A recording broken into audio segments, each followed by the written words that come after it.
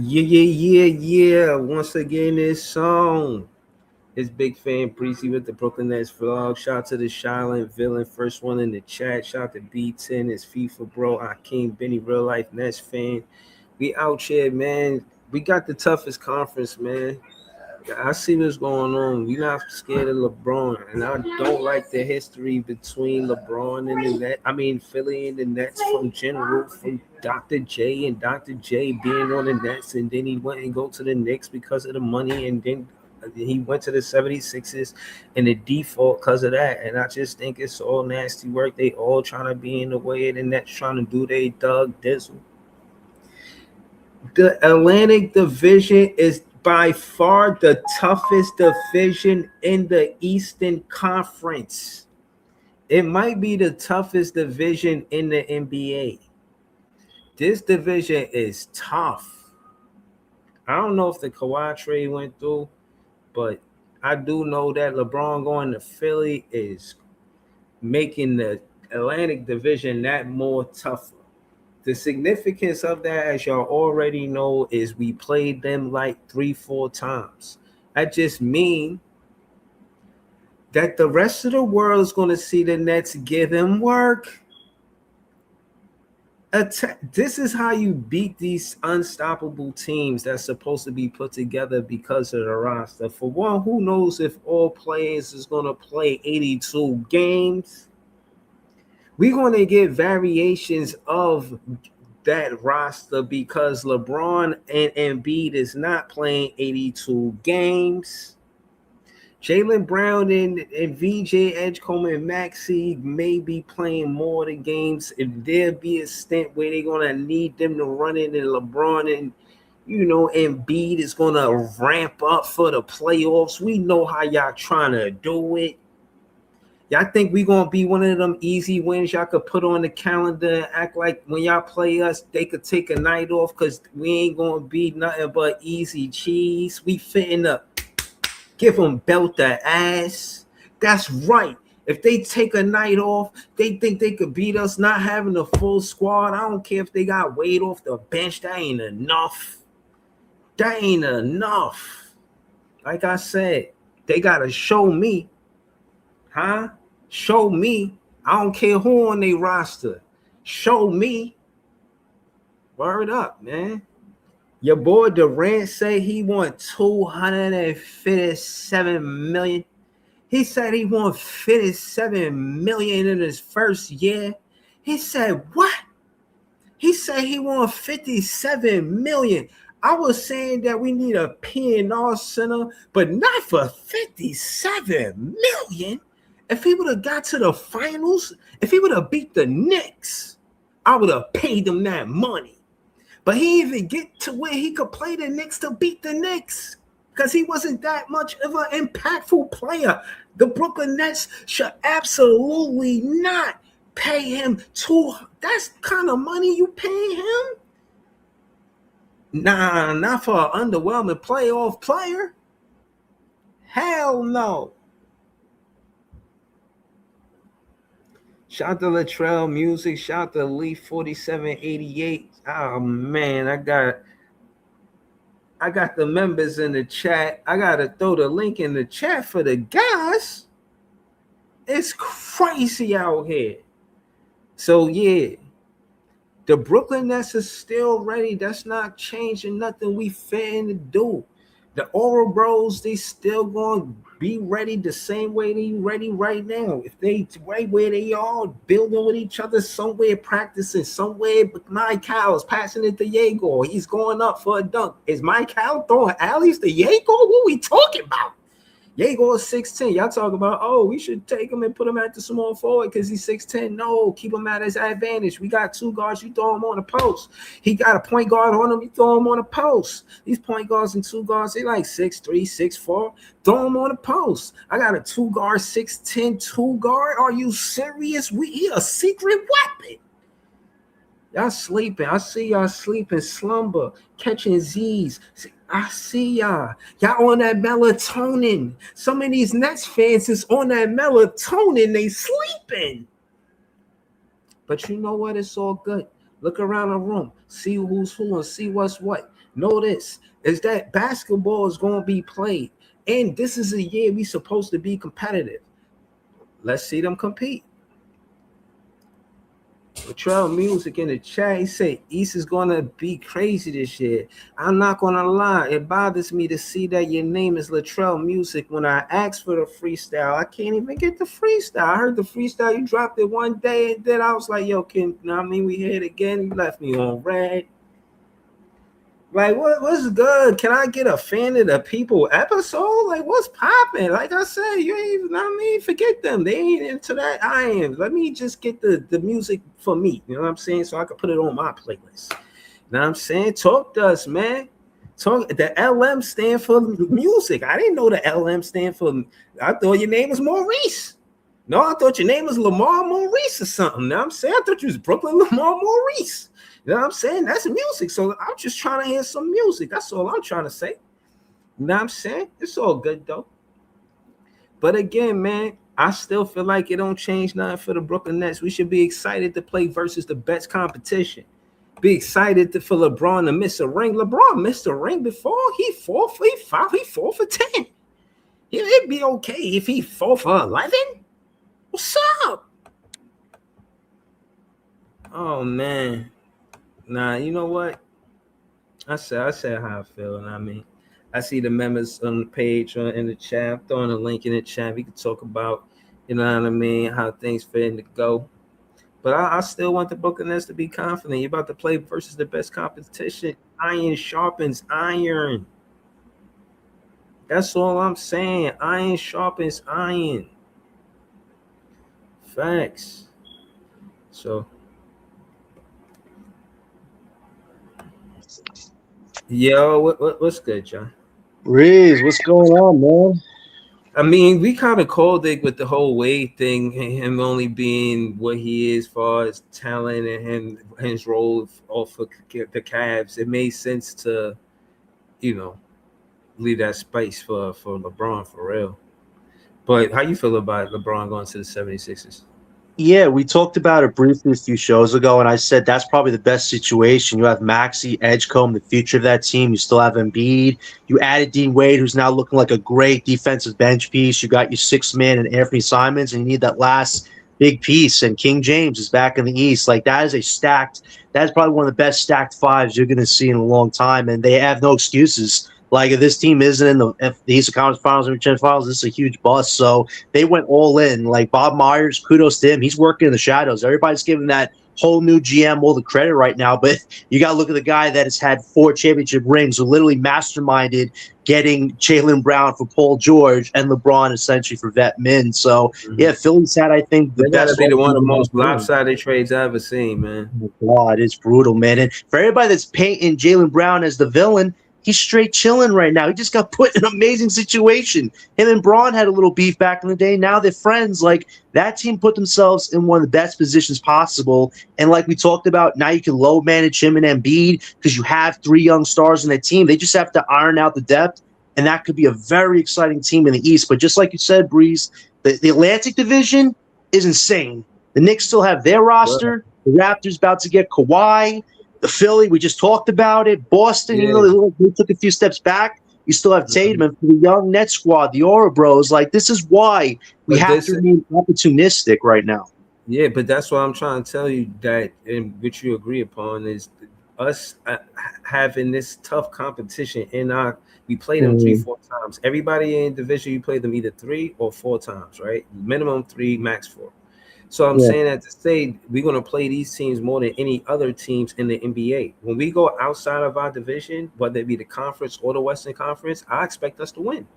I expect us to be a good team because of the competition being so high in one place. I mean, it's like playing at a different level, and we're gonna look at it. I'm gonna pull it up because what? That's what we do. We content creators. I'm gonna pull it up so you can see the difference between the Atlantic Division and the Pacific Division and all of these other divisions. You know what I'm saying? You can see what I mean about how there's a gap far as competitiveness between the Atlantic Division and the other divisions. And I'm not. I want to say it's not even close, but bruh, the more and more I think about it, yeah, there's a glaring. It's the elephant in the room, for lack of better words. It's too obvious to ignore.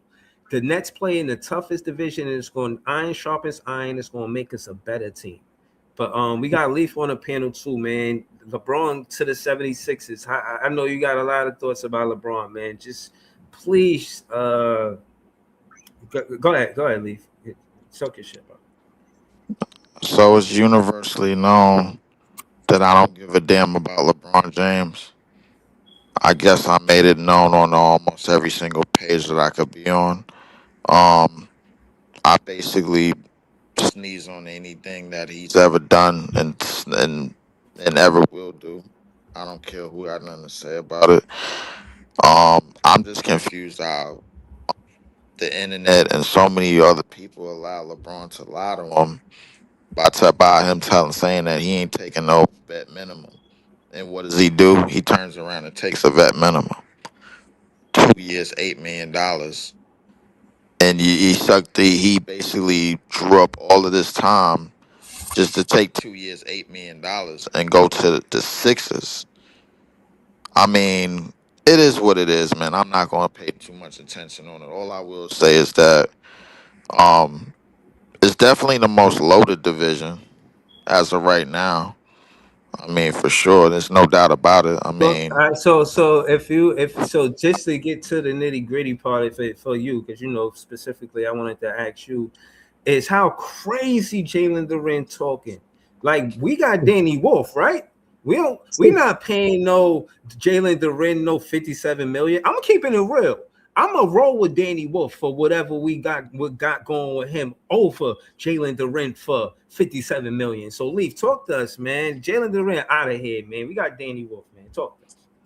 of course. I mean, Jalen Duren, we seen what he looked like these past 2 years, specifically in the postseason, and everybody keep talking about it, and then like no nobody want part of that. I mean, he want bread for being a one-time All-Star and a one-time All NBA player, and we understand it, but nah. The thing about it in the last couple of years, no, it hasn't really been it.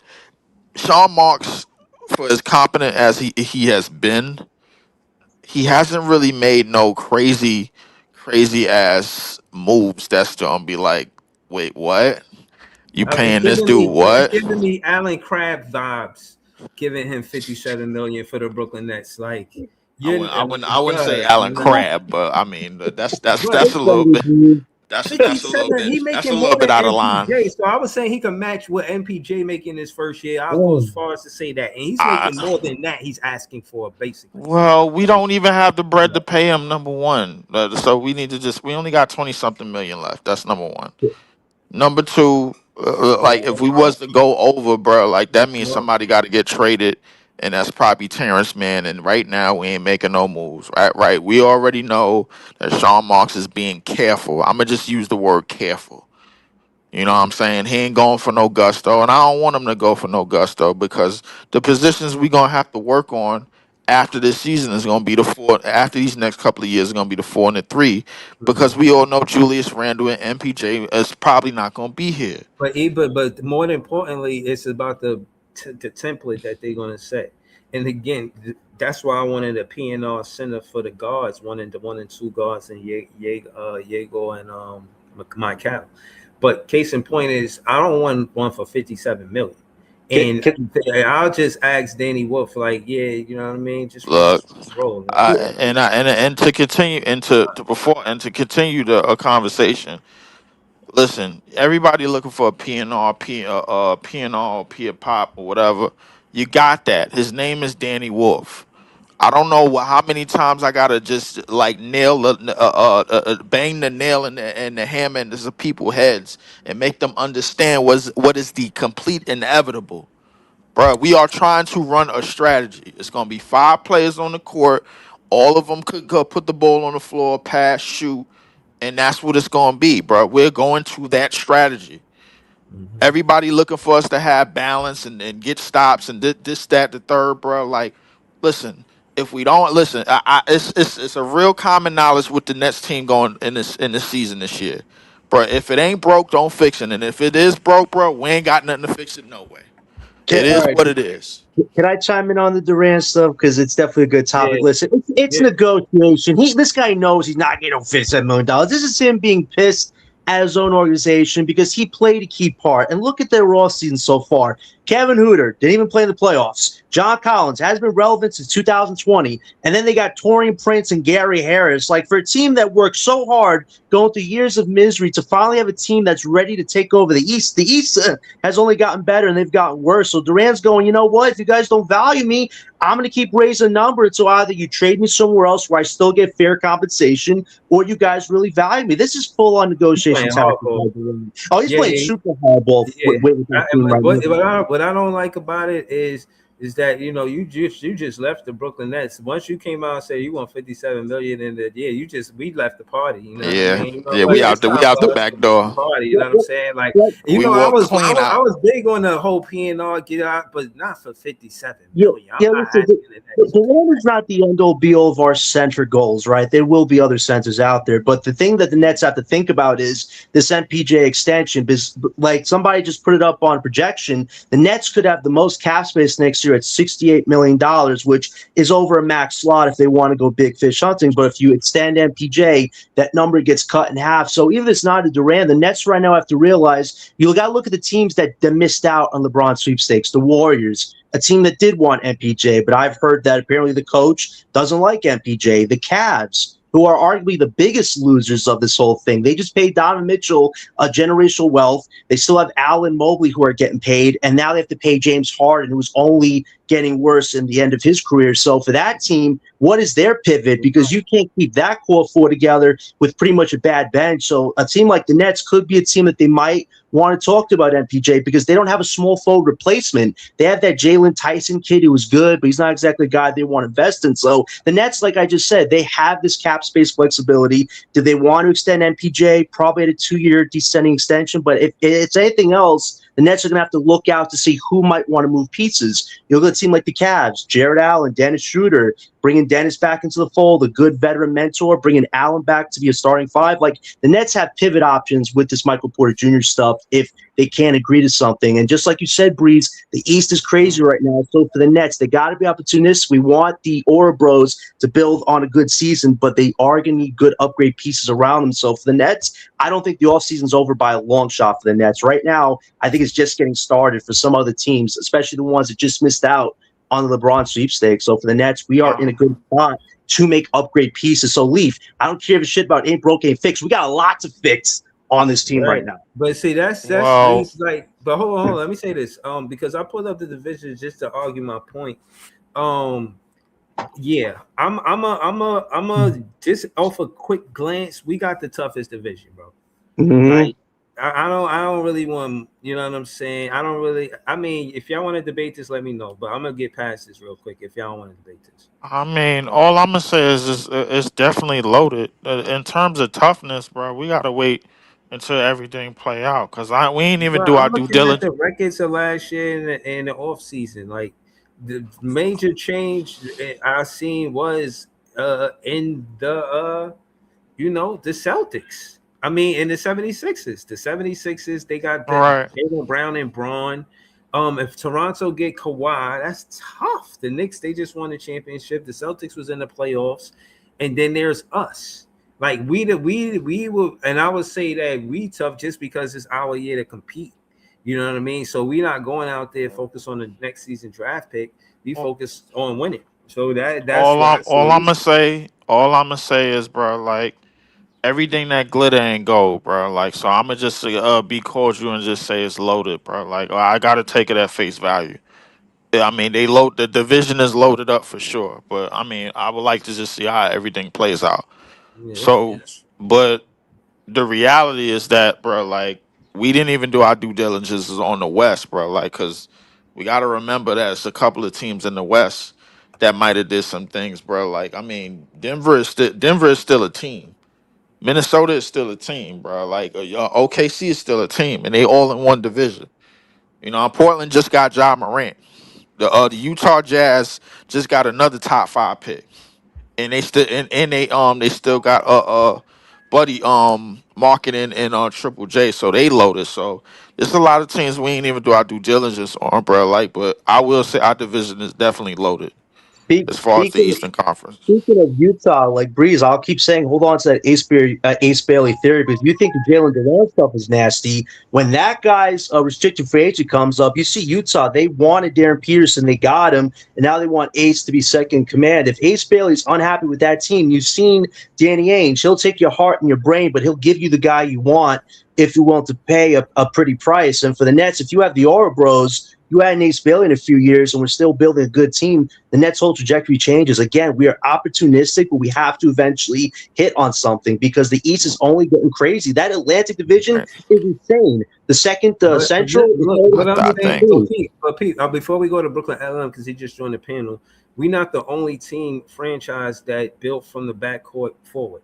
The 76ers did it with Maxey and VJ Edgecombe. They put Harden next to Maxey. They knew they had a winner in Maxey. They put Harden, they put Kyle Lowry Mhm. next to him, but they knew they had a winner in Maxey. It didn't work. They drafted another guard since they couldn't get one in the free agency.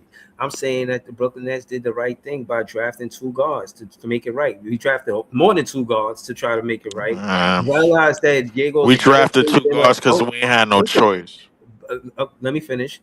They got Diego for a point guard. He was a better two than a one. Then we went back in the draft and got a one. So now we got our one and a two. And Diego can play some of the one.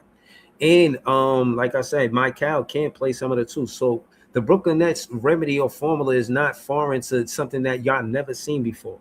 There's franchises currently in the NBA that build from the backcourt. They build from the front court too. That's never going to change in the NBA. There's always going to be a big player that get drafted early in the draft, a Caleb Wilson, a Cooper Flag. You know what I'm saying? You understand. But case in point is that the Nets build from the backcourt, and I think they found success in these two guards as teammates. I'm not looking at them as individuals. I'm looking at them more as a duo and how they're going to play together. Because regardless of how good Maxey was, he couldn't. They didn't have that the thing they needed to finish the process. You feel what I'm saying? Now I think they feel like they do with a VJ getting drafted in a VJ Edgecombe. And I'm saying the Brooklyn Nets feel some of that with us drafting the duo that we got in our backcourt. Now we confident for very good reasons, and I'm saying that because of we seen them play and we see how they are and how they articulate themselves. We see them ready to take the next leap. And again, you gotta know the more important thing in this soliloquy is playing to win or playing to tank. They will never admit that they was focused on a draft pick. They're not going to come out and say it. That's for the podcasters to do. That's for us to say. But they're not going to say that, mentally we can't wrap our mind around. It's hard to wrap your mind around knowing you want to win, but we focus on the draft. They're not going to say that. It's not for them to say. It's for us to say. So I'm saying it. Now I'm saying that to say we focus on winning this very next season. That's why I'm confident. If we was going to focus on that next draft pick, I'd be like, I don't know. But we ain't losing for no draft pick that we might get or whatever the case is. We was only doing it for two lottery picks, and that's what we did. We got two lottery picks. It's over. It's about being competitive now, and I really do believe iron sharpen iron. We play these teams in the Atlantic Division the most. We're gonna be by default. It's gonna make us a good team, bro. I'm telling you. But yeah, Brooklyn LM, talk to us, man. Hello. How you feel about Oh, Leaf that. All right, shout out to Leaf, man. But Brooklyn Ella, man. How you feel about LeBron going to Philly, man? What you think about that? Uh, I kind of predicted one of those. It was either Miami or Philly that I Mm-hmm. predicted he would go to. Which I feel like my Philly was the better fit. It's interesting. You know, our division is the most competitive division in the Eastern Conference. Wow. Uh, Understatement. I mean, it's a dogfight in that division. Uh, you know, depending on if the Kawhi trade goes through or not. I mean, you potentially have five juggernauts. Well, I guess four, not counting us, but potentially five. You know, a whole bunch of teams that we gonna have to fight through. Uh, I mean for them, they should be looking at immediate championship, like barring injury. I don't know. I think the biggest thing to their team is Embiid, more so postseason. Regular season, I think they'll do good without him to get a couple of wins, but in the postseason, I think he'll be important. If he can at least stay healthy, maybe with everybody there, he won't necessarily have to do too much. Um, but I mean, for Edgecombe, for Phylon, who they got, like I feel like this is I don't know what this means for their development. Like does VJ Edgecombe take a leap? Um, which I think he would, but like I don't know. Like how many you got a lot of guys in front of you. I think LeBron not necessarily going to be the guy controlling everything, For sure. especially in his year. But you got Jalen, you got Maxi. Uh, I think you still got Anthony Simons coming off the bench for them. They got Dean Wade Um, too, which was a huge move for defense. yeah, you got Dean Wade. So yeah, that's a tough team, yo. It's a tough team. And, LeBron signed there for Absolutely. 2 years, so I'm assuming he looking at a 2 year window. You know what I'm saying? We got 2 years Yeah. to see if we can get this done. If And not, enough with this on enough paper shit.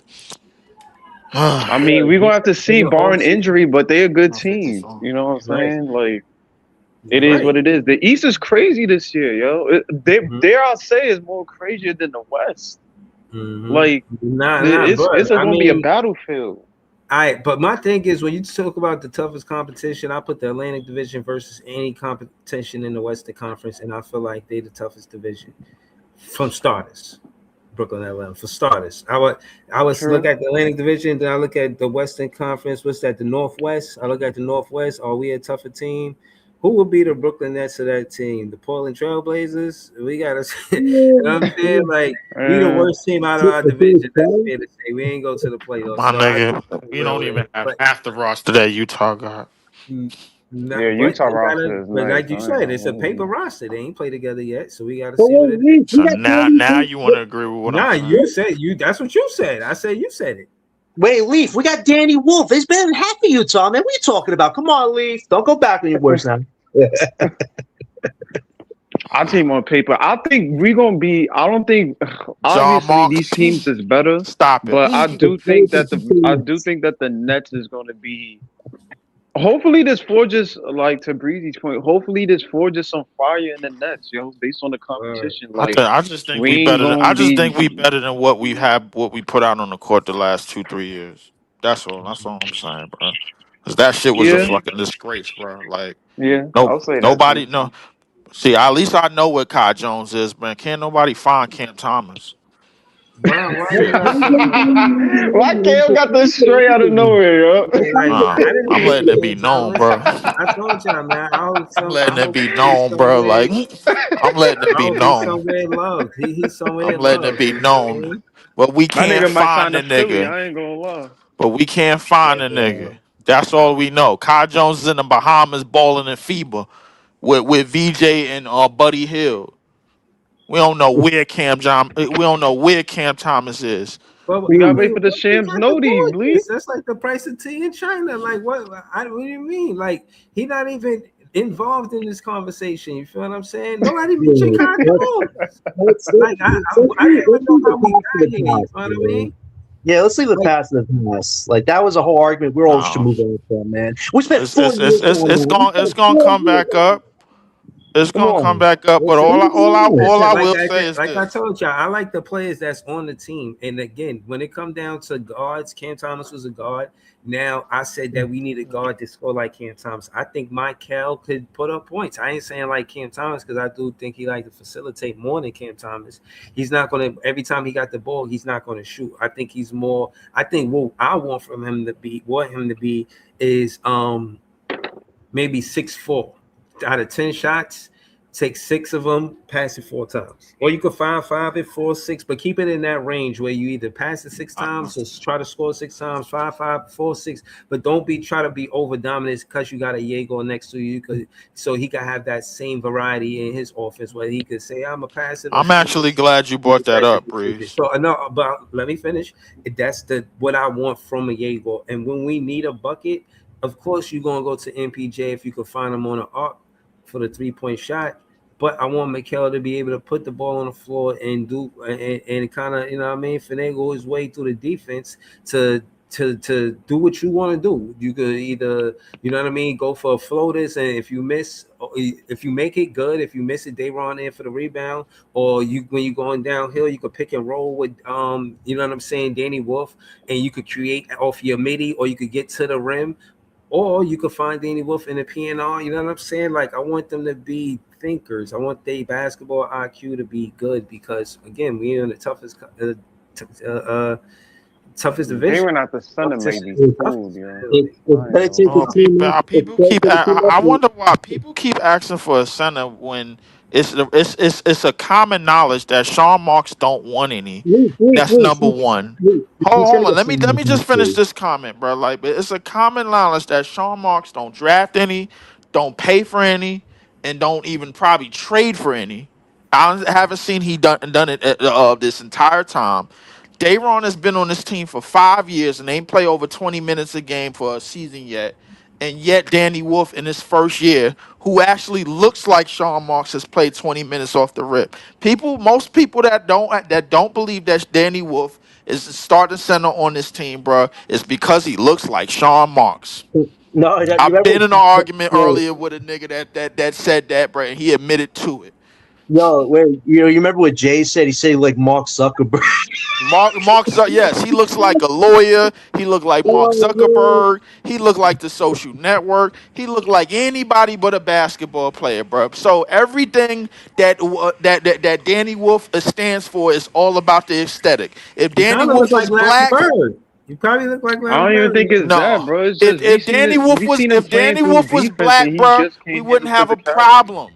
listen. The problem with Bro, Sean what you Marks is, mean? uh, Hold on, bro. I Who just you don't think he talking can to? handle physicality, yo. Like, it just Did, is what it is. Like, he was driving to the paint in summer league, and nigga had butterfingers. Like, I just think that But yeah, he dunked. necessarily Yet he dunked you're on the gonna have nigga to, that we wanted.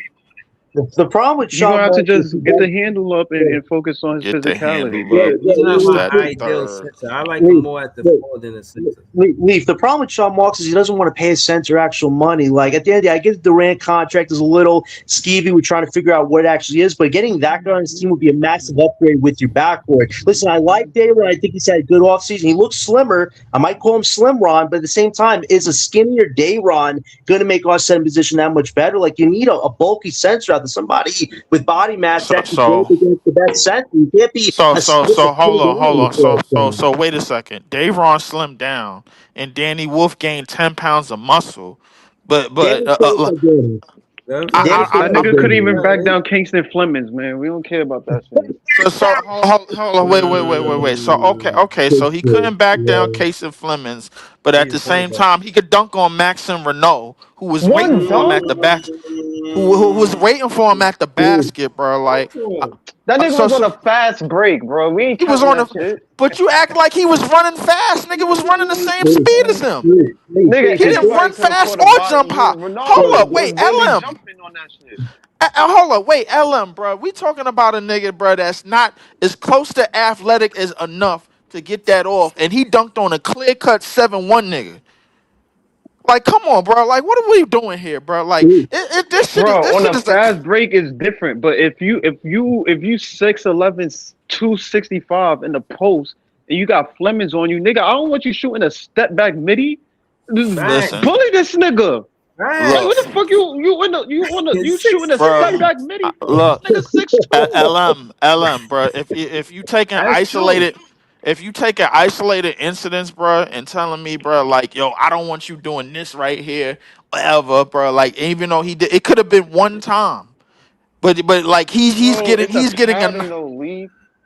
How is it a Sometimes he don't. pattern? Sometimes he don't take advantage of the mismatch But Nah, but yeah. he's a maybe For him to finesse be big. 6'10", he don't play with his but back He to the not a basket. finesse maybe Lee, hold big. do up, he hold play with up. his back to his back? No, seriously, do he play with his back to the basket? That's a real Barely. rhetorical question. No, you don't. You know what I'm saying? So I'm just saying that to say that I'm that's not what we saying he gotta do asking that shit for in a all the 6'10" time, but player, bro, and Danny Wolf. That's all I'm saying, bro, is that he plays like a small forward. Somebody said that in the chat. Like he played with always trying to front his man. No, you 6'10", put him on the post. The Play with problem, your Yeah, back the, to but the but basket. That's what I'm but in asking. the position that we want him to play, we want him to space the court out. We want him to be the Bro, play. it's We use the want his mismatch, if bro. you want him to we be Basketball the want simple his as five it but though, get, I'm bro. but I'm especially trying to you know what tell I'm you what we saying. want his skill set to display But while that he's in the space lineup. on the post is where he's supposed to be when a If little it guard is happens, on him. if it happens again, bro, like and he gets to switch on the person with a little nigga, you don't take advantage of him and he passes out. I don't have no problem with y'all niggas being mad at that. But if it leads to a bucket, bro, like we ain't bitching about it neither. you gotta look But at the did he hit previous that midi match. on Kingston Fleming? Did he hit it? No, no, you didn't. But you He gotta look shot at the the air Hey, ball, yeah. You But gotta look at we you gotta look at the pros and cons with Danny right now. Did I see some improvements with physicality, with catching offensive rebounds? Yes. We also realize this: he's trying to transition now from a point guard big of sorts to an actual big, and his playmaking in some league was really sloppy. He played what 4 or 5 some league games, had over 11 turnovers. He needs to figure out what he is on the court. Either you want to be a big man for this team, or you want to be a point forward guard. Like for Danny Wolf, there's no in the middle. Being in the middle makes you, to what LM just said, makes you atrocious. I mean, you get cooked by small guards like Kingston Flemings. Like you have to either be a big or a wing. And if Danny Wolf can't define that role for himself, he's not going to be the center of this team. Like, Leaf, I I think like Danny that Wolf's nigga want to offensive play like but Escalade. there's May he rest in worries peace. there. There's But some like, worries. damn, son. There's some look, worries right I think for for the skill set that he has currently, I think this is the perfect lineup for him to start and showcase that skill set because there's no ideal position on the court. We got 6'10" dudes everywhere except for Michael. Everybody, bro, could be. Everybody could either shoot, pass, dribble, or cut to the basket, or get a mismatch, or set a screen, or dunk. I seen Michael and Jaeger run off ball inverted pick and roll plays in the summer league the entire time, and we all seen it. So like, I'm miss me with this whole Danny Wolf need to be this, Danny Wolf need to be that. Danny Wolf just need to be in the court and be effective however he can. Who's guarding Embiid? Wait, nah. is Danny Wolf guarding at Joel Embiid Leaf in a game? Is he actually going to guard To him? be fair, Danny I Wolf? don't think nobody guarding Nobody Embiid. guarding Joel. They're not the problem. This is the problem. That's I not a mean, this is the problem. same dude. No, This is Joel's no, the no. same dude that gave you 7. The question is if Joel is gonna go out there and guard him, because guess what? Joel got knee problems, bro. And if you allow him to, and if you have an offense that's gonna get him to move a lot more, he's on the court less and less. A lot of these centers, bro, can be compromised because Danny Wolf,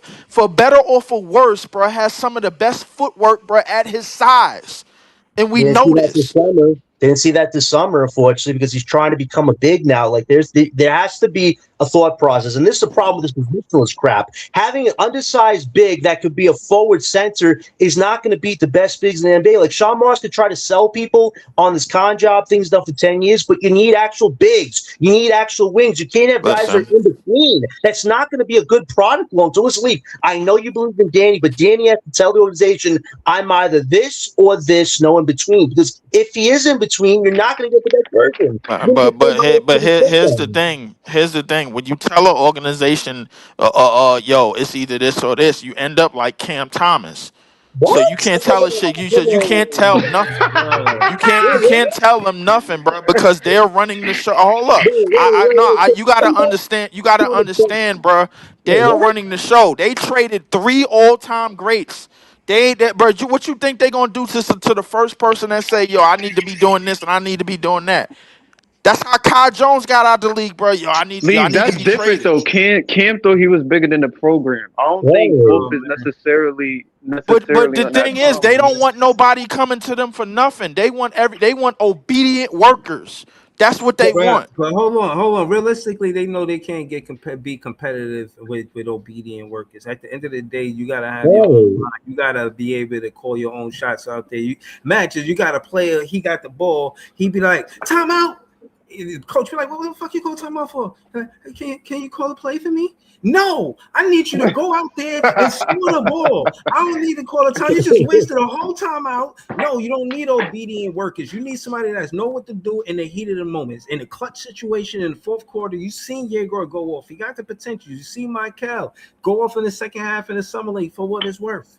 And you Right. see Randall win games. You see him carry the Knicks on his back. I'm surprised he don't have back pounds the way he carried the Knicks. You know what I'm saying? Look, You see MPJ. you 100% You right. see MPJ light it up from night game after game. You know what I mean? So don't Yeah. make it seem like these things don't You happen. Man. 100% correct, but Breeze, and I used the wrong term. They don't want obedient workers. What they want is guys that's going to focus on everything on the court and nothing else. Yeah, That's what they want, bro.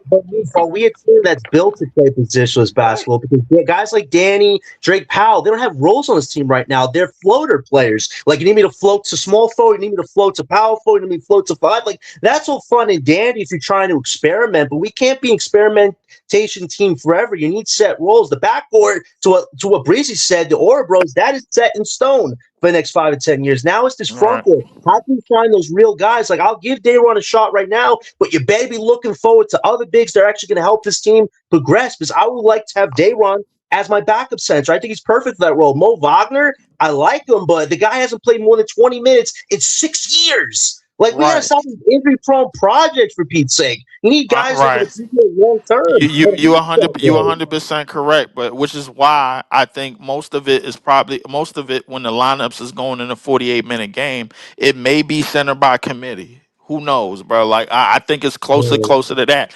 But in terms of the strategy that I think that Sean Marks of not getting a premier big or a premier 7-footer, and the fact that Jordy likes to run a certain skill set at the Hold 5 and the on, 4, bro, leads to hold on. Danny Wolf starting. Hold on, Mo Lee. Hayden? Hold on. I want us to rebuttal or not rebuttal or just kind of go after Leaf about what Money Mike said in the chat. He About said Danny Wolf needs to play like a Lamar Odom type role for us. Do you think Oh that he could be god. as good as No. Lamar Odom? I'm asking. no. That's a little bit of a stretch, bro. Like I ain't gonna lie to you, bro. Like That's I'm saying, don't get me wrong.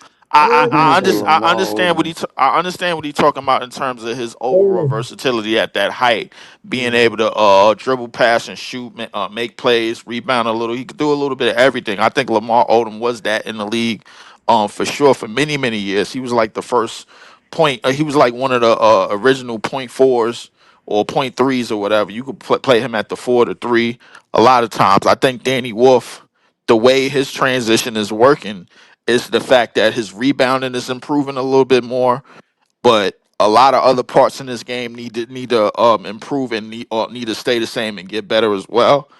Obviously, of that, but I really think Danny Wolf is just ready for the regular season, bro. Like a lot of the times he only played like 19, 20 minutes in the summer league. You know what I'm saying? And yeah, that's definitely, bro. Like it was a lot of, you know, just flailing around and this, that, the third, whatever the case may be. But I don't think the summer league was necessarily for him. He's just getting some runs in, and I think he ready for. I think he gonna be ready for the I think he gonna be ready for the training camp and everything, and I think he's gonna be ready to take over the position because I think Jordy got his mind made up. Jordy got his mind made up. Somebody It's gonna be a somebody in five. the chat said Lee talking about Danny Wolf like he Kenneth Fareed. Oh my gosh, What? yeah. I think Akeem said it. He said Lee talking about Danny Wolf like he Kenneth Fareed. I'm Oh crying. my god! He said They say Kenneth Fareed though. at the Kenneth minimum. Fareed. Fifty Nah, we points. ain't. I mean, in terms of least point though, I feel like if Wolf outplayed Dayron at the 5, then I'm all for him taking that position. It's just for me, like the physicality is just the main issue. I feel like he does fit Jordy's skill set philosophy based on what who Jordy coached in Sacramento, but realistically, it may be who knows? It may be a throw up battle in training camp for that Hmm. 5 spot. Like I Wolf or think the Sharp, one or the other. physicality. I think the physicality part is gonna come in, like when least suspected, bro. Like you gonna like a lot of the centers is probably gonna be looking for him to do some finesse shit, and then he's sneaking there for a rebound and kick it back out to a shooter. I think his physicality is gonna come off of them type of things, like just getting just clearing the rebounds and just being able to pivot and box out. You know what I'm saying? Like I feel like a box out. He'll be a box out support as opposed to just boxing out and getting all the rebounds. It's Everybody wants him to do nonstop center shit, bro. Like, but it's not gonna come right away, bro. Like the thing is, like a lot of the stuff that you seen with Joker in year 1 and year 2, bro, you seen with Danny Wolf last year and probably this year. But hold on. But what I want you to say to the chat, the Nets fans that's listening, I'm not saying he's not good. That's not what me and you talking about, and why he wouldn't be good as a starter. But why him over Dayron Sharp is what I'm asking. The reason why he's over Dayron Sharp is because Dayron Sharp, like a lot of what Dayron Sharp brings, is going to be helpful for the bench lineup. We got to remember, if we play Danny Wolf with with whatchamacallit off the bench. Now you allowing Clowney to brother basically to be the like the shot blocker. Clowney got one more chance to basically to prove himself, bro. And I think he can prove himself Okay. with Dayron, because we all know that, like, in terms of him versus Danny Wolf, we all know who the weaker 4 is, or weaker 5 is, or whatever you want to, where you ever want to call him.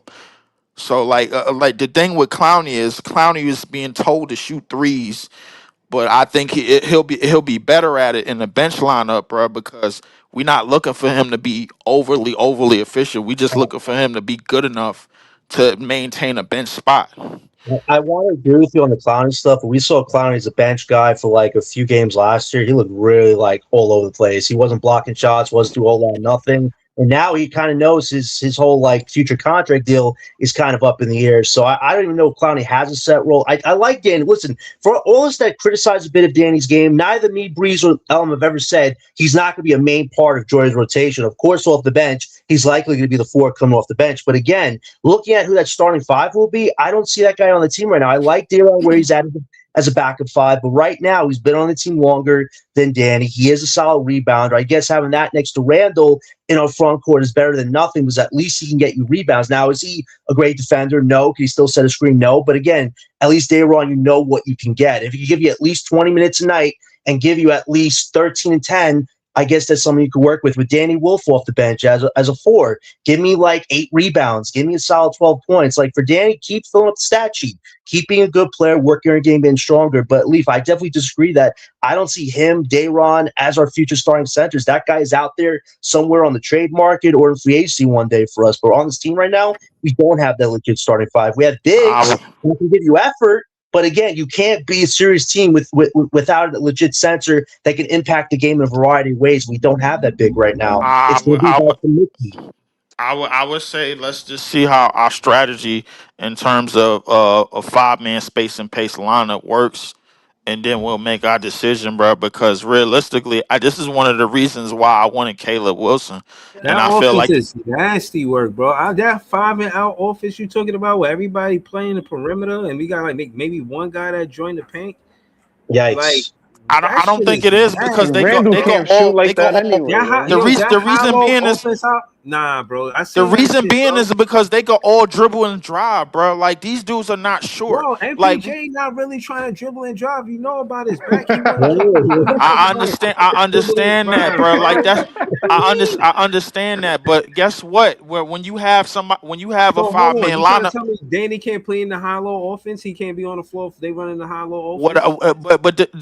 Danny works better, bro, when he's on the perimeter, bro, because now you got to He's respect his. 6'10". You don't see our problem with that? Take your big you 6'10". He's Go to six the ten, paint. Why? and Why you He listen? might be taller than that. If he, it's 5 people in the 3-point line, it ain't the point guard that should be in the paint. It ain't the 1, the 2, or the 3. oh, It's the 5. You not supposed. bro, Come you on, think bro. You you supposed to the be in thing the is you. paint. The thing is, you're thinking station. You're thinking you're thinking like the conventional, bro. We got to do unconventional shit. Unconventional, bro. So Like having one big, wait, so having if one guy in the bro, perimeter is unconventional. Come on, Lee. if he got a small, if he The got a reason small why big on him, Come then yeah, on. we could run that offense. But if we got a somebody like Evan Mobley, nah, you gotta try to put Evan Mobley in foul trouble. He could guard you on that Whoa. perimeter.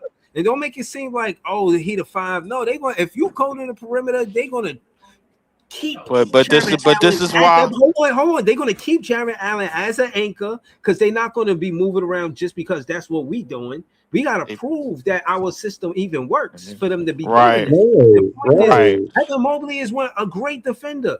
That's not gonna fly if Danny Wolf is on at the 3-point line. No, Mhm. Right. he Yeah, gotta listen, find some. He gotta go to the paint, bro. He has to, bro. everything that you saying, bro. Listen. I understand, but his paint touches is gonna come here and there, a lot like Yeah, yeah. Yego's paint touches, bro. Like we don't want Yego shooting a gang of threes all day, bro. Like Yego is a 6'10" guard. He's probably Ooh, gonna have more. He's Yeah, but probably gonna he a have more two guard. nights. Yeah, I understand that, but because of the matchups, he's probably gonna be going up against 6'4" niggas, bro. He has a better advantage than Danny Wolf. Danny Wolf is Yeah, gonna but be he's going up not. You against. you making it seem like Danny Wolf gonna be crowding paint because he. No, he's not no. gonna be, and Yeah. this is what the point I'm trying to get to. Danny Wolf is out there to bring the big out so that Yegor could slash in, so that Julius Randle could slash in. His set screens against mismatches and slash in. If a Rudy Gobert, if a Hartenstein is out on the perimeter, they can't protect the paint, they can't rebound because they got to guard Danny Wolf out there in case he gets a kick out. That's what Leaf, I'm trying to tell you. we got to be able to battle in the paint. That's one of our main criticisms that our guys live so much on the perimeter that you really get any type of balance. The That means we have to battles be in the paint finesse. are only No, gonna we come have on to be defense, finesse bro. Like shooters every night. Leaf, we cannot be a finesse team anymore. We got to have some grit and grind to our game. We cannot just live on the perimeter all the damn time. We got to like surprise some teams. You see how crazy the East is right now? We're gonna be living on the 3-point line. it's We're not gonna be about dead. living on the perimeter. It's No. about drawing them out so you can But have how's spaces to Danny go Wolf going to in, draw the big? Wait, if Danny Wolf ain't physical, how's he going to draw the big out? bruh. He's drawing the Oh, big, bruh. You don't have to be physical to draw the big out.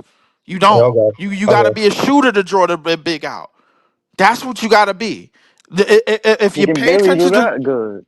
if you pay attention to my hold up, bro. If you pay attention to my video, bro, Oh, like first off, he does it better at any other four that we have. Clowney, none of them niggas shoot better than him. Let's just you get just that out of the way. you just said Not Clowney Bro, we he was got to we shoot. got yeah, He got to we shoot got at guard. least 35% this year for me to even consider right, that nigga a shooter. right. You saying 35%? I guarantee you, if it's low, if it's an inch lower than that, bro, he's still gonna be guarded. He's still gonna be guarded on the perimeter. That's what I'm trying to tell you. Look how he's guarded every time he hits the court. You could go to any game. Look how he is guarded. You talking about That's the what this summer is all league? about. You talk about the summer league? Because every time somebody bring up Danny Wolf, yes, we do need them to stretch or bring the bigs out. But what happens when we go against Miami Heat and real true bigs and Right. 76ers? Mm-hmm. Everybody don't need to be Right. shooting. Like because if he's on the Then wing, that's when the guards go off. That's when the guards go off because we have advantages there. We got a 6'10" guard, remember? That's when the guards start to go off, bro. Because guess what? Danny Wolf, whether he's shooting 33 or 35%, he is going to be guarded on the perimeter. but what if he don't shoot that? Who's going to rebound if he missed? Because somebody got to Right. cut. Right. That's what Julius Randle come in.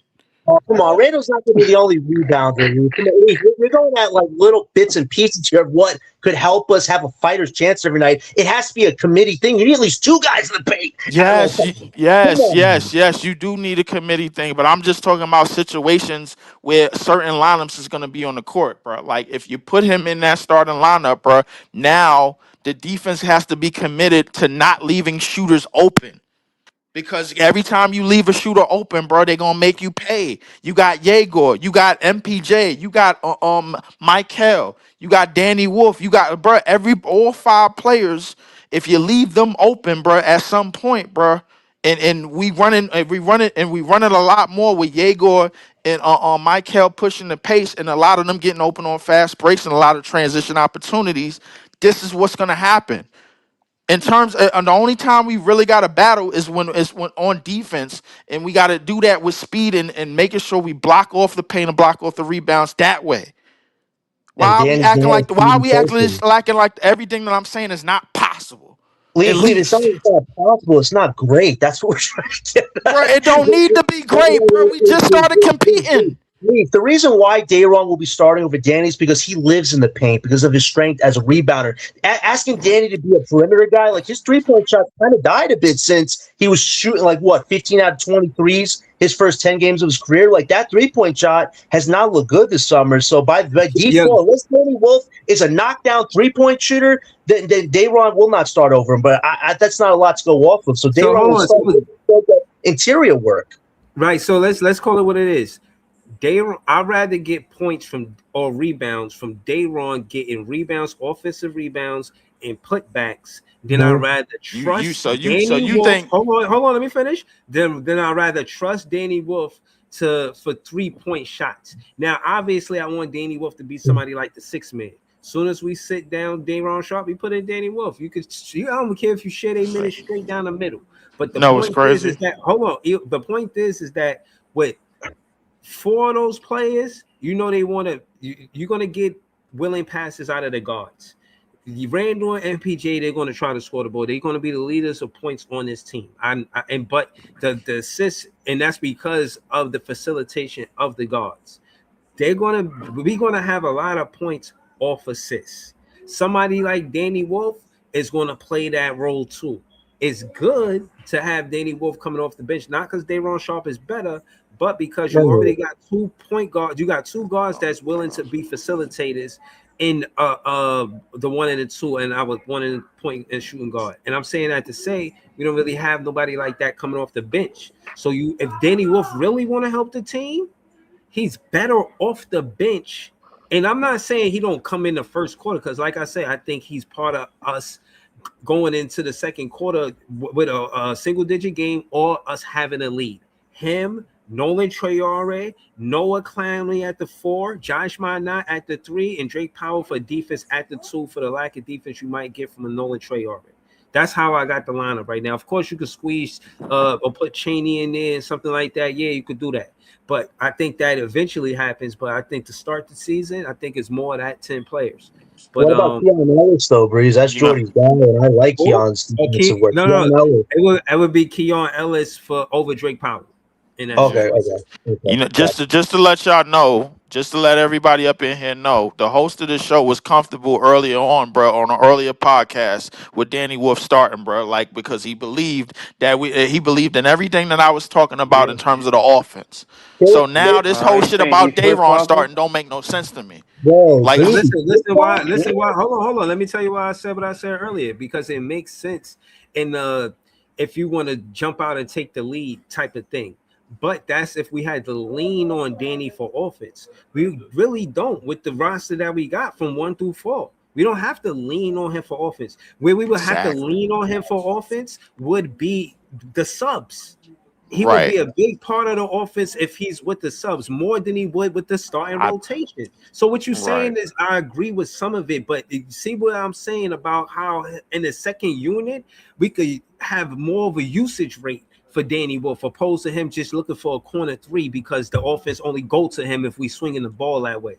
The second unit would be more tailored for Nolan Traore, bro. And the reason being is because you're gonna have more speed with the lineups that he's on the court with.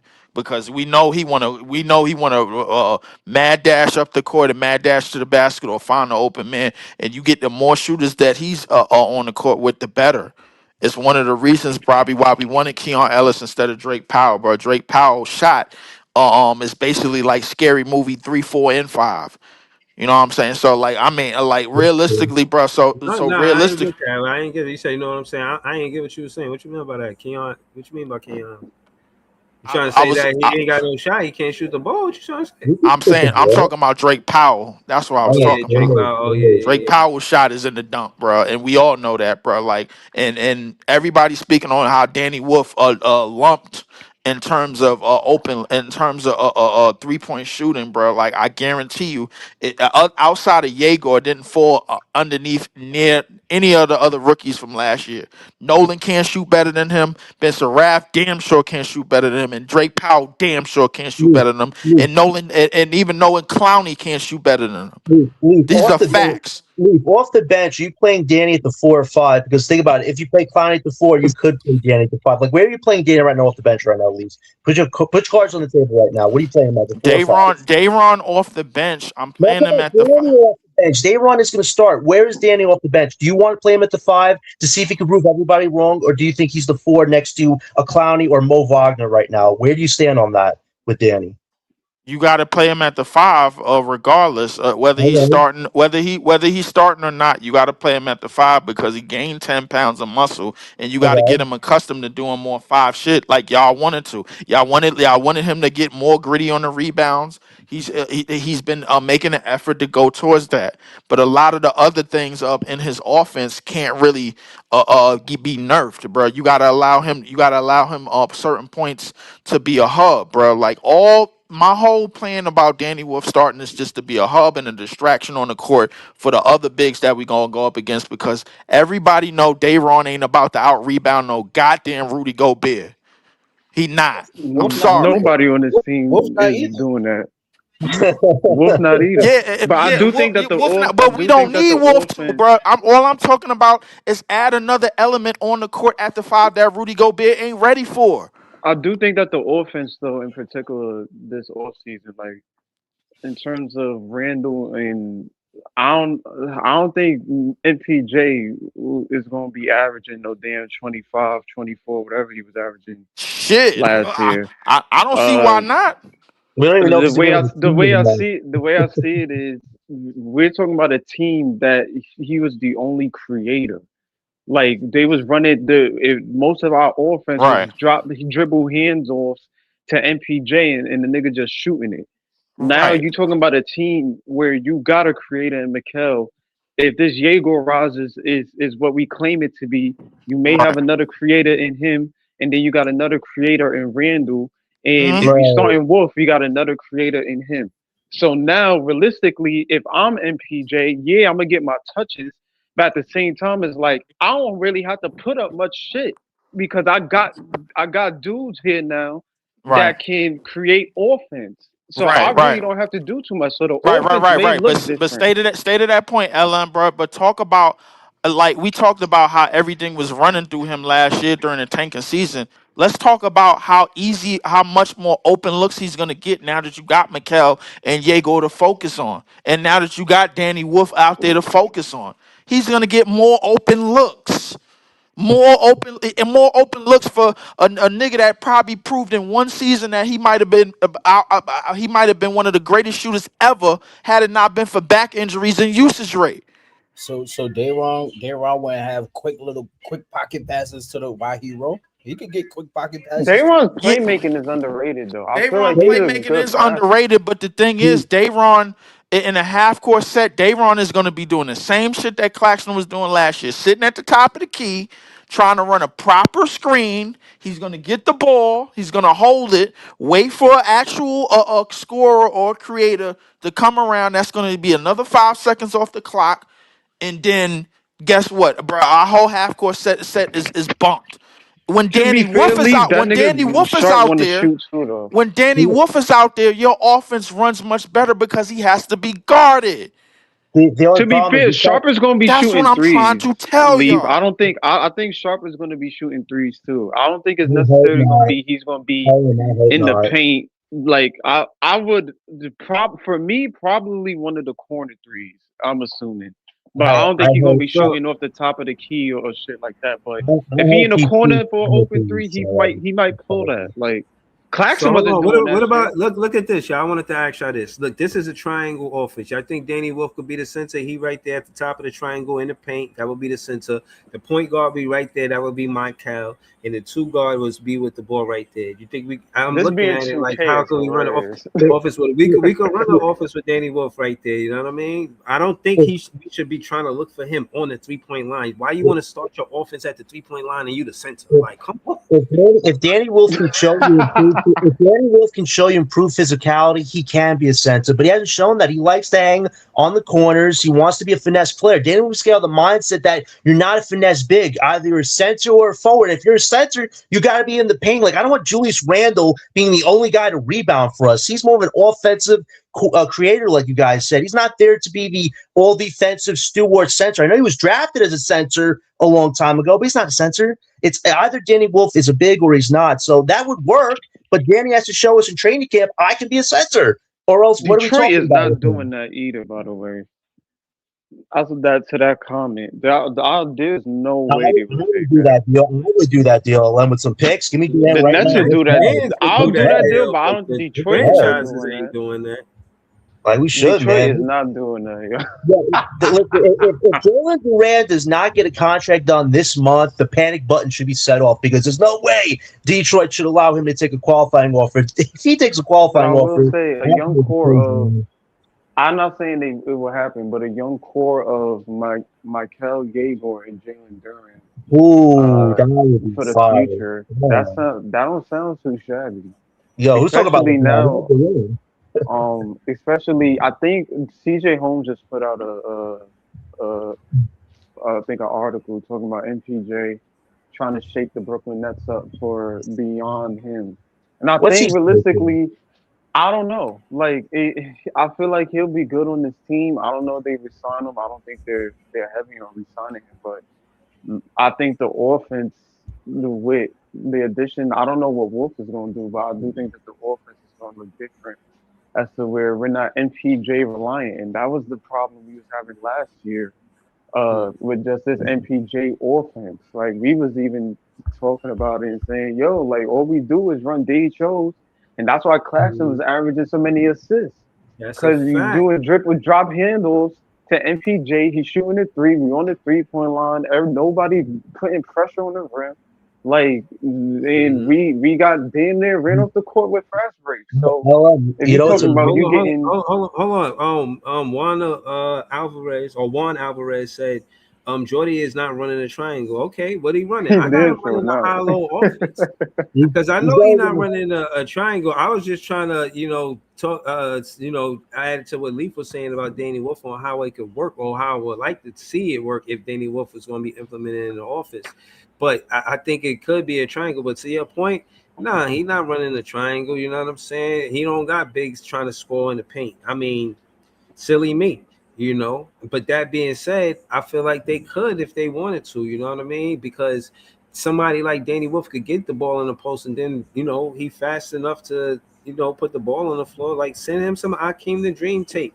Send him but some if it, footwork. for Dayron, except for Dayron, if he's starting, as opposed to last year, you do have multiple creators in the lineup. You got Mikel, you got Yegor, you got MPJ, and you got Randall.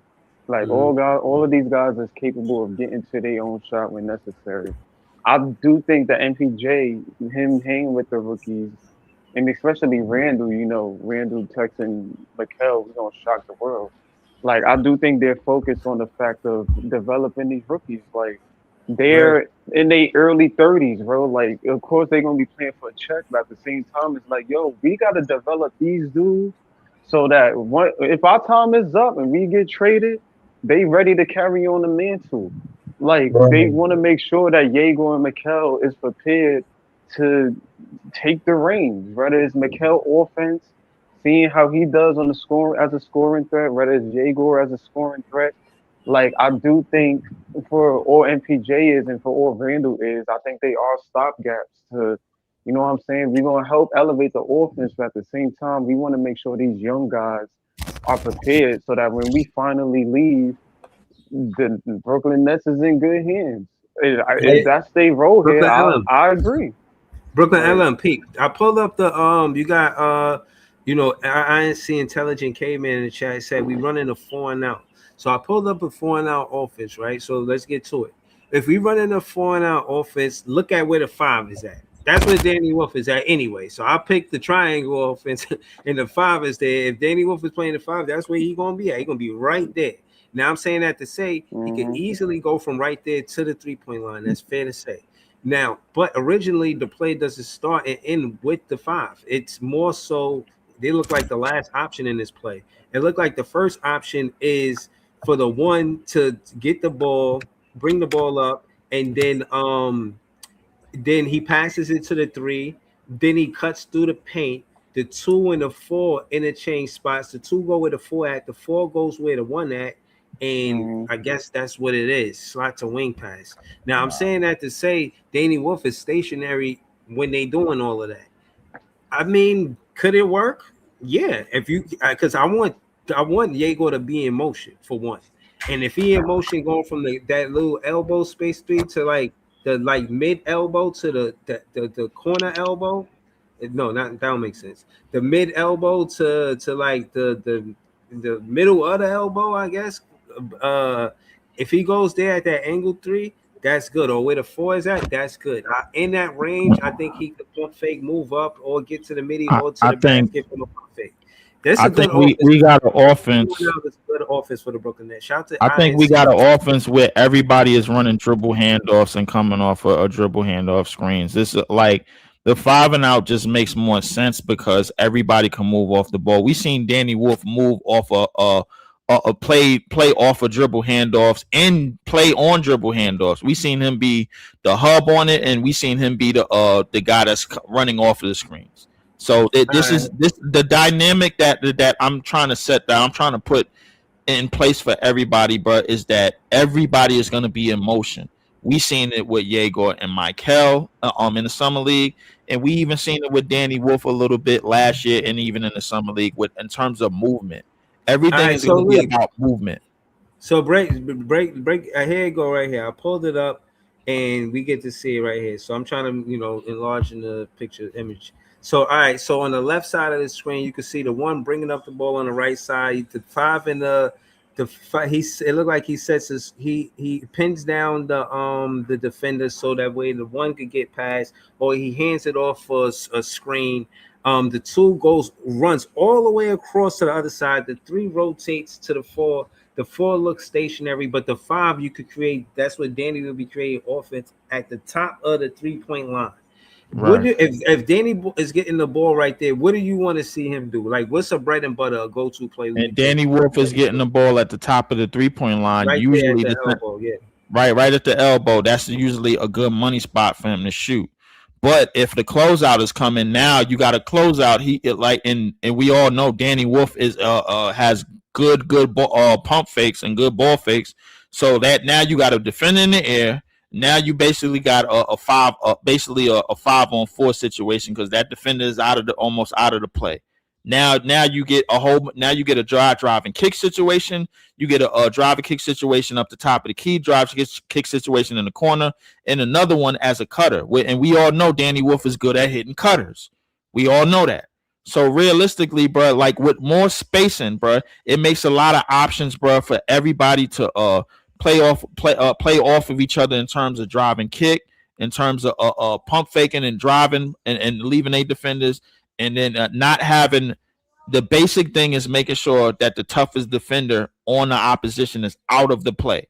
9 times out of 10, that's probably going to be Rudy Gobert or Wemby or whoever else you could think of, bro. That's the main key. Picking out the defender that you want to go at the most and moving out the defender that you don't want to go out the least.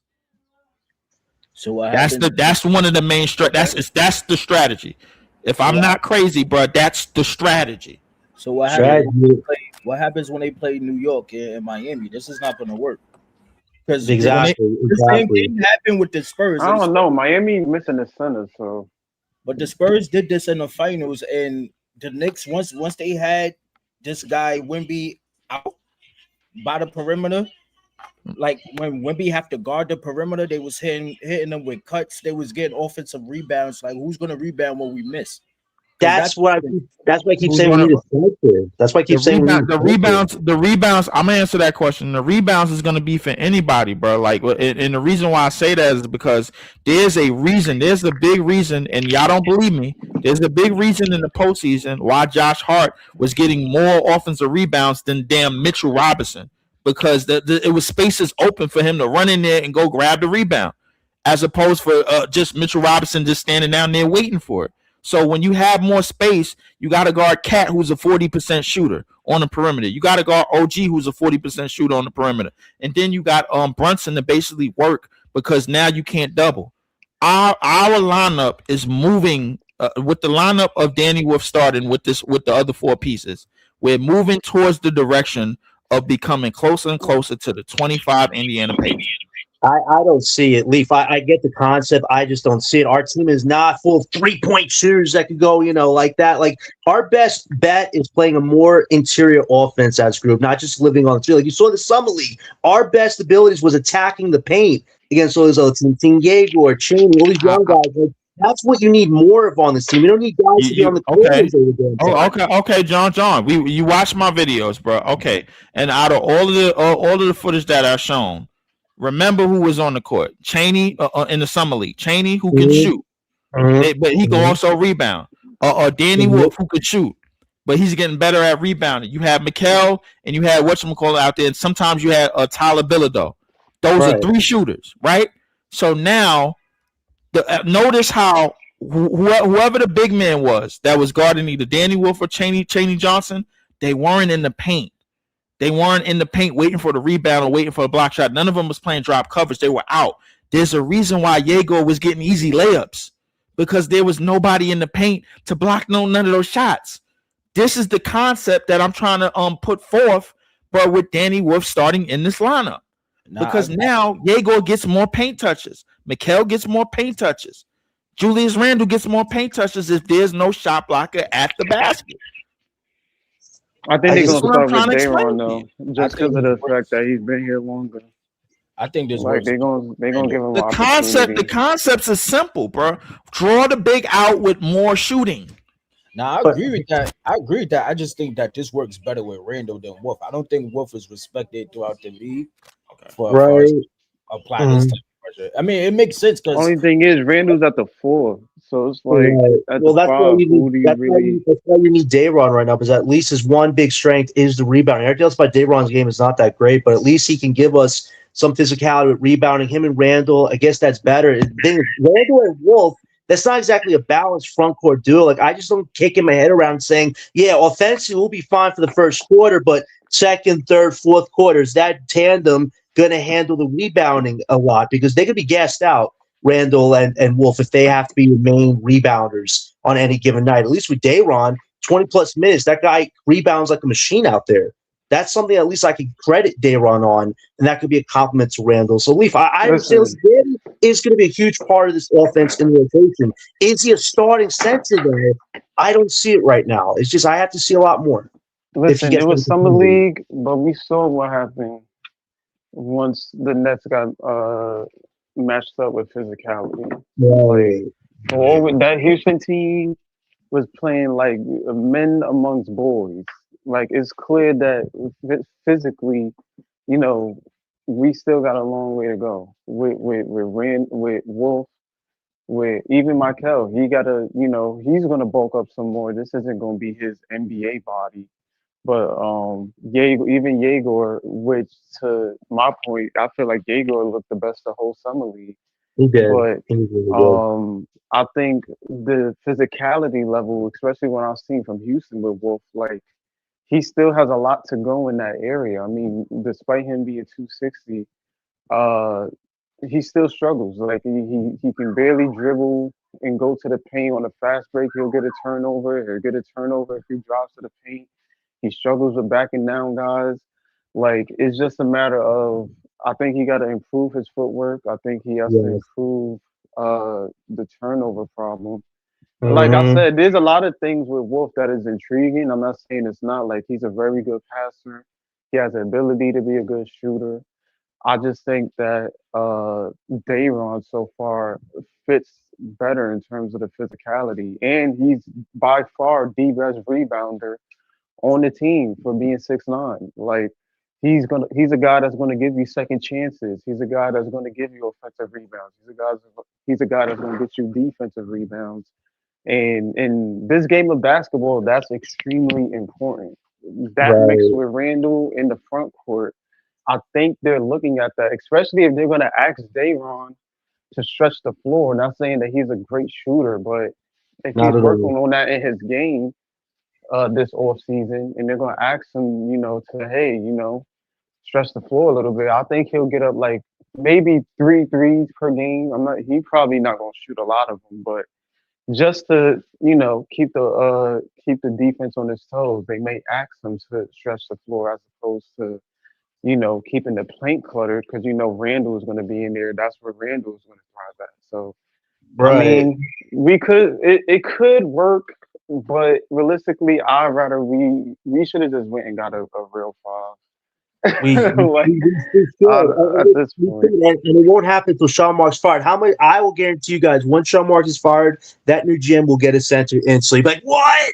Took 10 years? This was so easy. Well, because Sean Mark's like, I don't know, one of you guys said earlier in the show, he likes to draft players that look like him. I'm like, boy, they like it's just if we had a legit center, this process of building up our young core would go so much more smoothly. But you made a lot of valid points. So I'm like, listen, I think for Danny, he has to just get stronger physically. Like I saw the defense against Houston, he was foul baiting. Like I realized something stronger, agile players have such an advantage over Danny because he's very slow out there on defense at times. And unless he could go body to body against somebody where he could get maybe a block here or there, that's where Danny Wolf does shine on defense. But if you have more agile players against Danny, their quick footwork just puts Danny on skates. So I agree. Like the only thing Dayron has over Danny is he can rebound exceptionally well, and that's better physicality than no physicality. This is why I agree to LM's point. You eventually have to get that starting center that can impact the game both offensively and defensively, and is legit a 7-footer. Like Dayron and Danny will only give you so much as bigs, but you need that equalizer. Until we get that equalizer,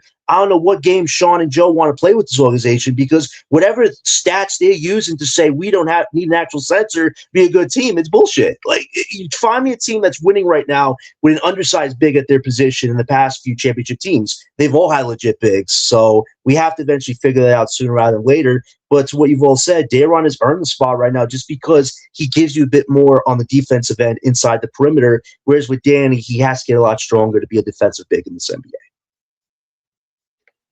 Yeah, I agree with a lot of that. But we'll see. You know what I'm saying?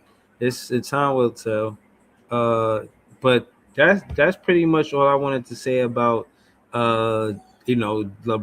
All I wanted to say about LeBron is like, yeah, he just made the Atlantic Division way more tougher. Um, Durant, Durant, you're bugging. You know what I mean? And like for him not to be willing to negotiate after the playoff stinker, it's kind of like whatever, bro. Like get your money, you know what I'm saying? But not with the Nets. That's too crazy. And I do want Duren on the team, but not 57 million. You trying to say you the franchise player, and we just focus on the 57 franchise mil. player. Yeah, 57 million first year. That's That's just negotiating. He's pissed at the team. I'd be too if you had a horrible offseason where you got nobody to improve this team, but you still think I'm not worthy of any type of pay on this team. Like, I don't know who's running that Detroit organization, but how do you go from a legit top team fighting from the bottom to the top, and this is what you want to surround Cade with and still say, hey, Jalen, you got to take what we can give you. Nah, man, they got to get better at how they do business. That's just not how you do business. You don't get crappy pieces and then tell your starting center, you got to take a pay cut so we can get Cade a co-star. That's just not how it works, man. Unless you're a top organization. Detroit's not a top organization. They're that fun middle of the pack organization. They're trying to act like they're Boston or LA right now where they could dictate how somebody gets paid. Jalen Duren ain't playing that game. You give me close to what I want, or at least you give me middle of what I want, which is still a lot, but they don't even want to go there with Jalen right now. So I'm not surprised him and his agent are saying, you know what? Screw it. Give us all the money. And if Yeah, this but that's what continues, I'm people saying. won't care. They one side is arguing how well they were in the regular season and how long it took for them to be that good and how essential Jalen Duren was, but it's always about getting to the playoff and postseason success. If he won't budge on that and say, "Oh well, it wouldn't matter if they would have swept the seeds, then yeah." But y'all had a tough act with the Magic, a tough act with the Cleveland, I believe. Yeah. But it was like y'all was the number one seed, but it didn't look like it. Yeah, y'all had it so rough getting to the next round, and then y'all didn't even get all the way to the Eastern Conference Finals. You don't think that's damaging? Like, and then they look at the Reigns play. Like, you don't think you had no part of the reason why we didn't have postseason success, and you want to ask us for 57 million? So I just think that business wise, it's arrogant for the agent to ask them to push for that number because that's how they decide whether or not they're gonna pay you based on your postseason success. And you didn't have a good run. You had a Yeah, good but regular season and a bad postseason. So they it, at the negotiating table, like, yo, It's work with also us. better of them to blame him because they kept saying they need shooters around Cade. Well, that's not Jalen Duran's fault. He got put in that roster. Like at the end of the day, it's up to the front office to get those shooters around him. The best shooter they got this offseason was Kevin Hooter, who didn't even play in the playoffs. So how can you still blame Duran when your goal is to surround Cade with a co-star? You still have to pay Austin Thompson, who gives you almost no offense, but he's the best defender you guys got. So their construction is really screwy right now. That's not Jalen Durant's fault. He's not in charge of who's on this team with Cade. That's the front office. So they can put all the blame on him for the price, but they should blame themselves for having a bad roster around the whole team in the first place. Yeah, so Thompson is a good defender, but he ain't giving you no offense in that lineup. No. Like it's gonna have to. I don't know. Like if I'm Duran, like I mean, y'all won 60 games. You still got Cade there. It's not like Cade leaving anytime soon. Maybe you stay and you want to start your own redemption story. You know what I'm saying? Stay and perform better in the postseason this year. Like I would love for him if he was a net for sure, for sure. Like that would be awesome. But um, I don't know. And to be fair, I mean I'm not saying Mikal is on that level of Kate Cunningham, but we compared to last year, this year, I think he would have a guard if he came to the Nets and Yegor and Mikal that would give him touches too. And Like Nolan out. That and would be and and, and Nolan, you know what I'm saying? It's not like you don't have guys over here that would. Of course, you're not the second option, but I think that's the problem right there. Like I don't think he needs to be the second option. I think he needs to be in a area where he could just do what he does, just rebound 19 and 12 or whatever he get, and play behind guys with MPJ or Randall or Mikal or Yegor that can get him, his touches in certain areas. We have playmakers on this team, so shoot. I mean, if I'm Duran, I wouldn't mind looking at the Nets as a clear team that hey, maybe I can grow here. Yep. And these guys is young too. You got a 19-year-old point guard. You got a 20-year-old. You got a lot of guys here that you can grow with and build a culture with. So, I mean, if we didn't have the GM we had, I would be, Man. skeptical about it. I would be pretty, maybe if we had a different GM, maybe he could have made the move. But with Sean Marks, What's so you crazy? never know. We can't get Census because of Sean Marks. We can't get a Jalen Brown because of Joe Tsai. Like our front office is the main reason why we can't be a good team right now. Only us. Only us is when this happens to. Not because we can't get the talent, because our front office doesn't know how to get the said talent. This is just so upsetting to me. If you had Duran here for the next 3 to 4 years with Michael Yegor before they got to get paid, you have something to build with. I'm building with bigs that are pretending to be starters and I'm building with a whole bunch of wings. I don't know who my main wings are. Like, this is not how you build for long-term success. The only benefit we have compared to Detroit is we don't have to pay Michael and Diego for 3 to 4 years. When that team started getting good, you had to pay Cade. Now you got to pay Osir. Now you got to pay Duren. That's just the way the business goes. Detroit just kind of upset that they didn't start playing well a few years early before they got to pay these guys. If they didn't have to pay these guys, they would have made a move for a co-star with Cade, and then they were able to figure the Durant situation out. But their success comes at the same time of them getting in trouble with all the money they got to pay guys. This is why timelines do add up once in a while. And for the Nets, you can add up Durant's timeline with Diego and Michael before they got to get paid. This is why you can't count us out until he's either signed with them or he wants out. So we'll see what happens. MPJ with Detroit, I feel like makes sense. Like I Yeah. feel like they need a guy. Um, I mean, a store. I mean, if you still pay a Sore Thompson, I mean, maybe I don't know if you MPJ. I mean, they lost Tobias Harris too. You got to remember. So I don't know if MPJ would be their four if they're thinking of keeping a Sore Thompson in the lineup. But realistically, I think they need an MPJ. I think they need a valuable scoring option next to Cade Cunningham.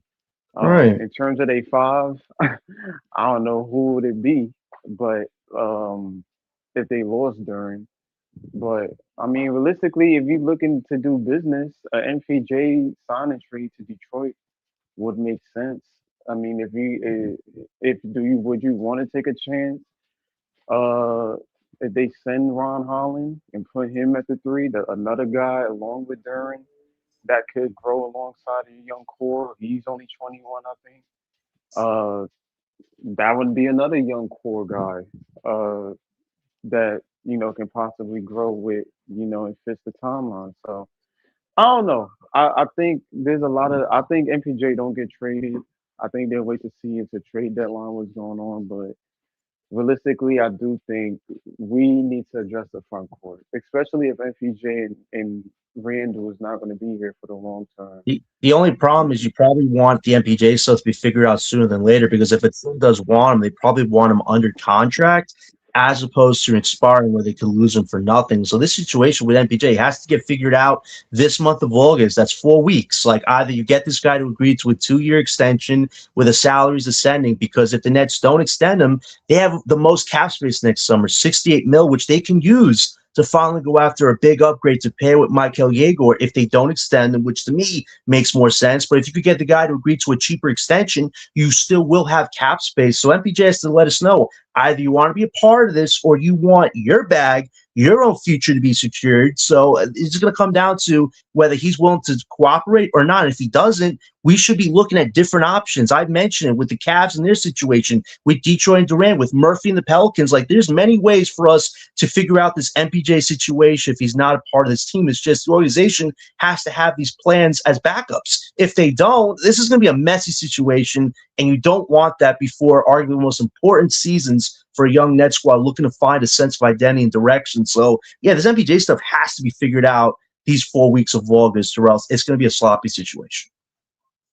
Yeah, nah, facts. But yeah, Nets plan is safe with these 2-year contracts makes sense. Duren, he's, you know what I mean? It's not logical. Not anymore. You know what I mean?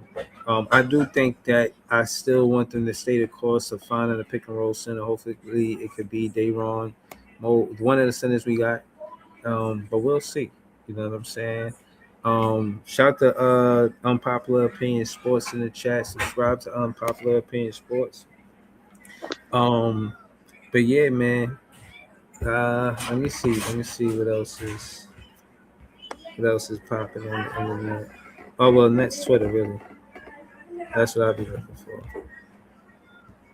Not much. I seen Julian Champagne. He came back to Brooklyn. He was part of some type of basketball tournament. That's fire. Because he's from Brooklyn. Or I need to see what's going on with that. I'm gonna tap into that.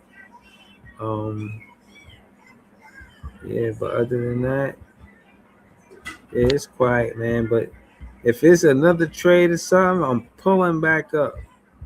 That's a fact. Shout to the Nets fans. We the best fans. Shout to all of us, man. We out here, man. Shout to Brooklyn CJ. Oh, CJ joined the panel. CJ, talk to us, man. What you think about LeBron joining the 76ers, man? I mean, it's good and all, it's good. But if he don't win, just know I got my podcast on TikTok. I'm gonna hold that man accountable, man. What you saying over there? Wait, what's the name of your podcast? Let the people know. BK underscore next. I think LBM came on my podcast one time. Well, Bree, I got you following on TikTok. Yeah, I got just you following. just tag me when you go on live or something. Yeah, you got to follow me back. It Yeah, BK yeah, I'm gonna underscore follow next. you. I don't be on Twitter. I mean, I Yeah, I started had going like on 100 TikTok something where people in Ice was my on it, and then Ice left, so I kind of shot the way. But I'm a fuck with it because I know you was rocking with Ice. Yeah. So I'm definitely see what's good. And now I've Yeah. been know you before Ice. I told Ice that. I've been watching. I just never come on the show. I wasn't never coming Oh, on the show. I think I oh, started okay. watching you in 2024. Yeah, Okay. 2024. Yeah, I started watching in 2024. I've been know you for Ice. I had met Ice. I met Ice like coming on your show, and I follow him on TikTok.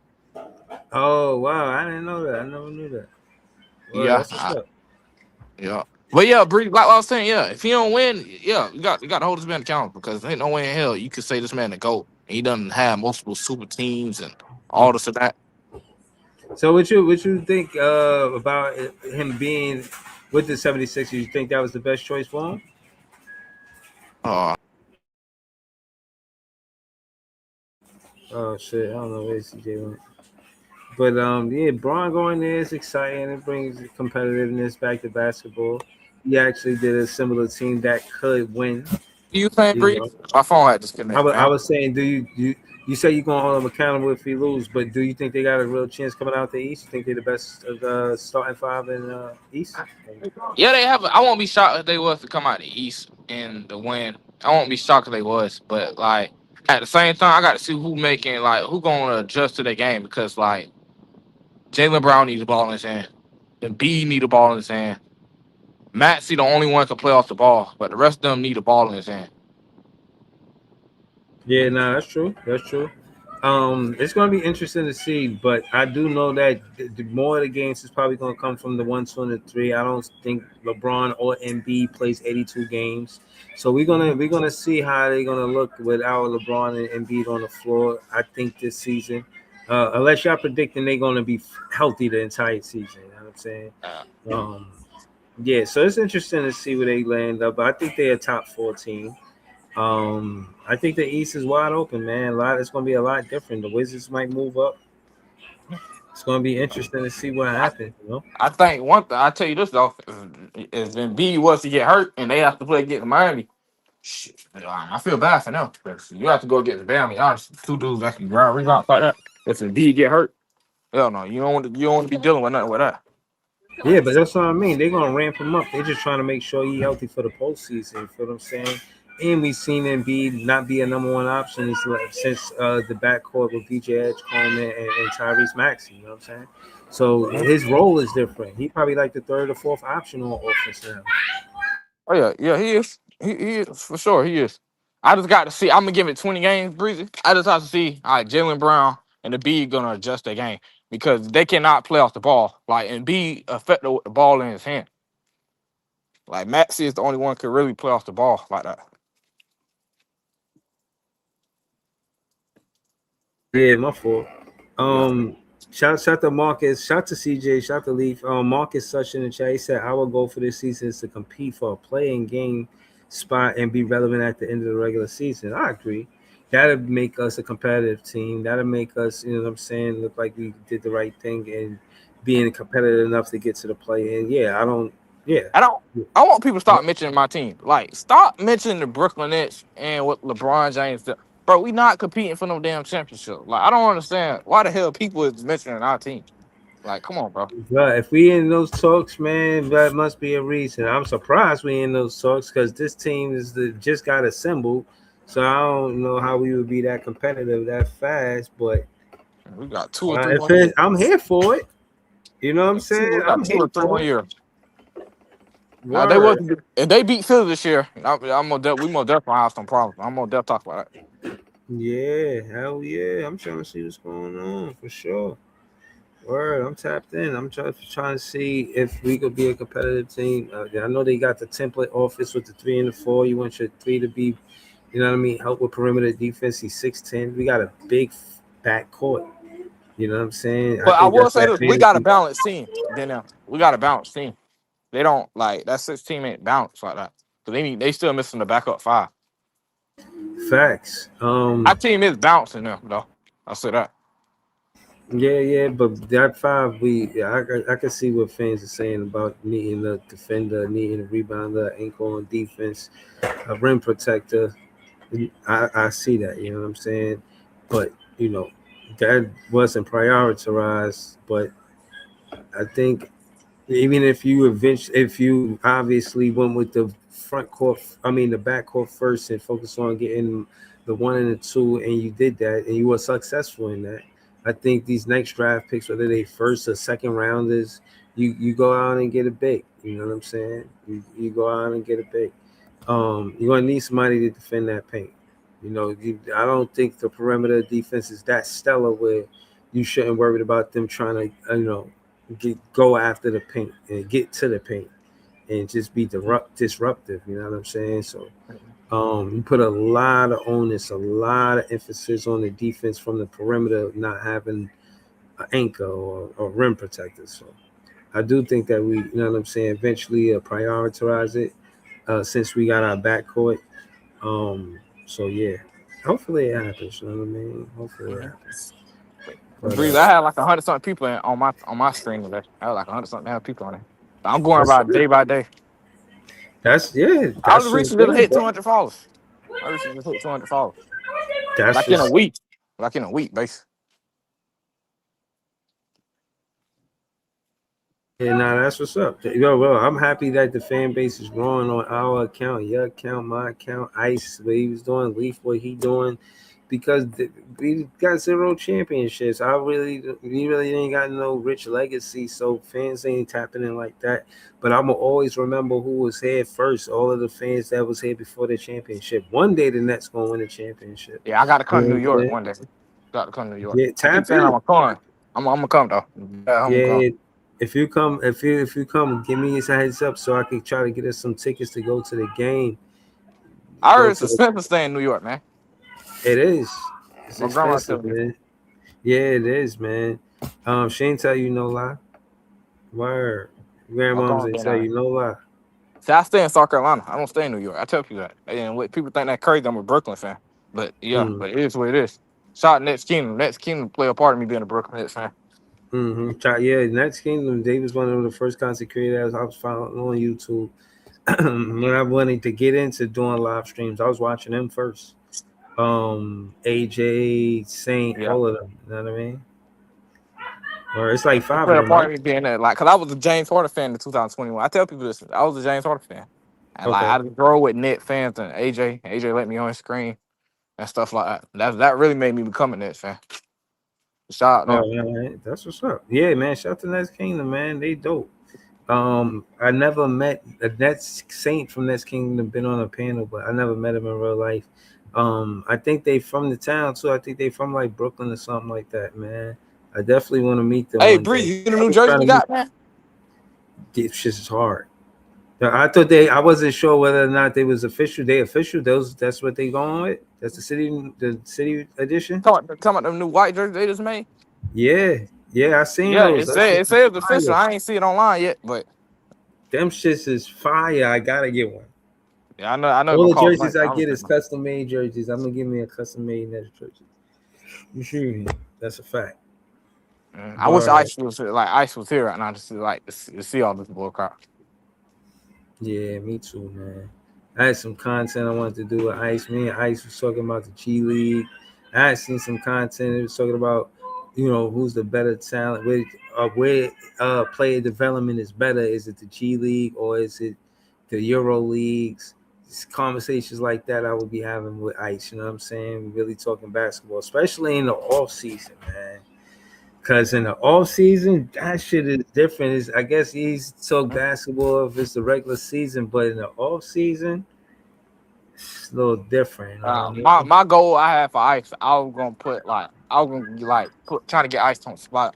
Man, get Ice the spotlight. I was trying to make Ice big. I was trying to make like everybody big. Ooh, That was motivating Ice. facts. Right, you got it. Yeah, And like it was because times Ice to have 50, 40 people, 100, mm-hmm. 100 something people, but I was trying to get Ice my knowledge how I grow my stuff fast. I was trying to pass the torch to him. Yeah. I was trying. He was helping me, so I was trying to help him. He would share my content on X, and because of that, you know what I'm saying. Then I seen him in the chat. Then he joined the panel. Then he do his YouTube page, but it was kind of slow. Then he went to TikTok and he blew up. Oh, he's blowing up, and I was going over He there. I was just going up. He wouldn't. He would take off right about right now. Cause like some of the yeah, people that was on his screen, they'll come on my stuff and they'll be like, "Man, you talk to Ice," and like they be want Ice to come at. And so everything I do yeah. on TikTok, this right here just for Ice. Like everything I do, this for Hell him. yeah.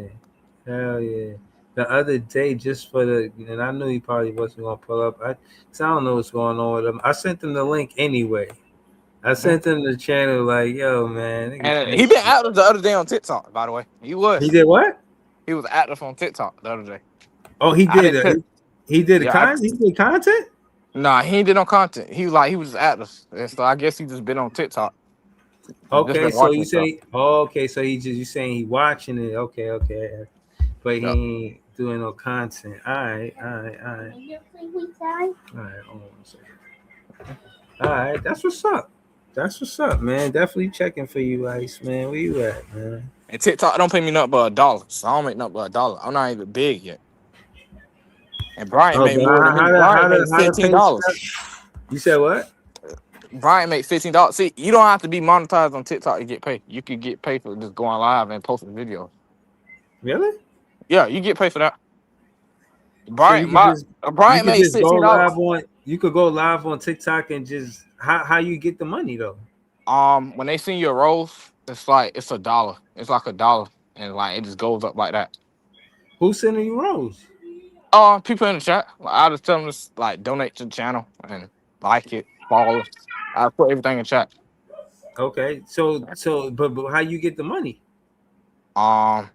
They pay you through PayPal. You got a PayPal card, and they pay you through there. Okay, That's real why you money? see a lot of creators go to That's why you see a lot of creators go to TikTok, because you don't really have to be monetized on there just to get paid. You really don't. Okay, You can I have heard people that. send you gifts. Like as long as they send you gifts, you can get paid by them sending you gifts. Like that. Duly noted. They've been sending me TikToks saying I should I've been thinking about it, I've been pondering about it, but I've been just going to YouTube, but I'm gonna give it a try. I'm gonna see what's good with it. I'm gonna see what's And like going I on. tell people, like don't expect to blow up in one day. That's not gonna happen. Like I just start getting 100 something views. I'm talking about like a lot. Like when I go live, I be having 100 something people come and watch me. I just start getting that stuff. But it take me time to blow up off here. This ain't no one day thing. Yeah. Anything that you put in work and put in time and energy into it, But the it pays thing about off. me, But I I don't see stay what you're consistent. saying. People shouldn't think that you could go there and blow up immediately like a microwave situation. You got to do the work. That makes sense. I just need to stay consistent because like lately I've been slacking. I be having something like I be like I got like 16 followers. I get 16 followers in a day. Like I grow fast in a day. Yeah, that's what's up. That's what's up. I had like 178. Like on the LeBron James top, I had like 100 something people in my screen, and I That's only got 200 something followers. So I'm growing by day. Yeah, that's fine. What time you went live? I think it's around like 1 2 something. I just chop it up with the people, but like they be doing too much of curses, so I was like, I think I'm just end it because it'd be too much people up there. Yeah, but you think it's a comfortable panel size? Like how many people on the panel? I try to let everybody on there so they get their stuff out, this and that and stuff. But I say if you really want to blow up, like communicate with your chat. Don't let the other people talk for you because you just ain't gonna get nowhere like that. And that was different with me, and I had to adjust to that talking to the people because like you just sitting there let other people talk to you. You know what I mean? You ain't gonna blow up like that. Okay. Yeah, and that's what I was saying earlier, but on a different conversation about how it affected places like ESPN that you could super chat or even to your point, join the panel. You ain't even send in a super chat, you could just actually join the panel. I think that's what changes things right now. You know what I'm saying? Cause like I'm focused on like I want to do screen. That's my whole. I think I got the knowledge and the tools to really do that stuff, to blow up on that stuff. Cause I mean, if I hit 10K falls off of TikTok, I got another account. I got 10K falls off. I can tell you that if I could do that, I could say I could. I know I could do anything if I put my mind to it. So that's Yeah, hell another yeah. word time. I'm just trying to grow my podcast right now. Yeah, yeah. Shout out to your podcast. Put your podcast in the chat. Shout out to CJ. He's been joining the show for a long time now. You know what I mean?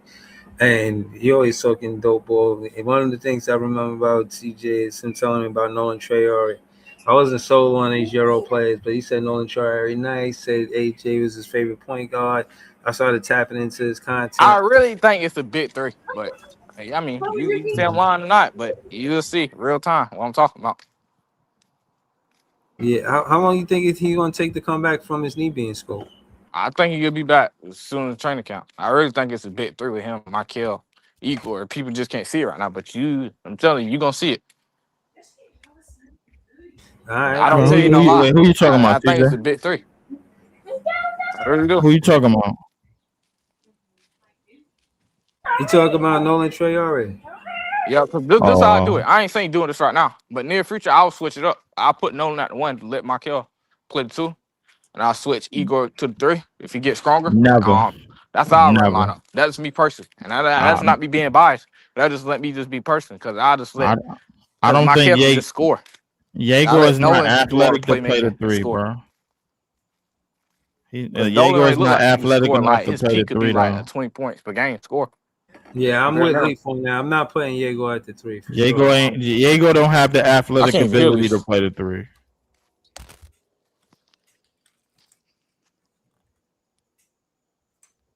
Hold on, shout out to Aura Mells. He said LeBron went to Philly to further push the Jaylen Brown narrative, go against the Snow White Lakers. Mike Rubin, former owner of the 76ers and owner of Fanatics, he doing it for jersey sales and more. He said Jay-Z made in America and Roots Picnic concerts.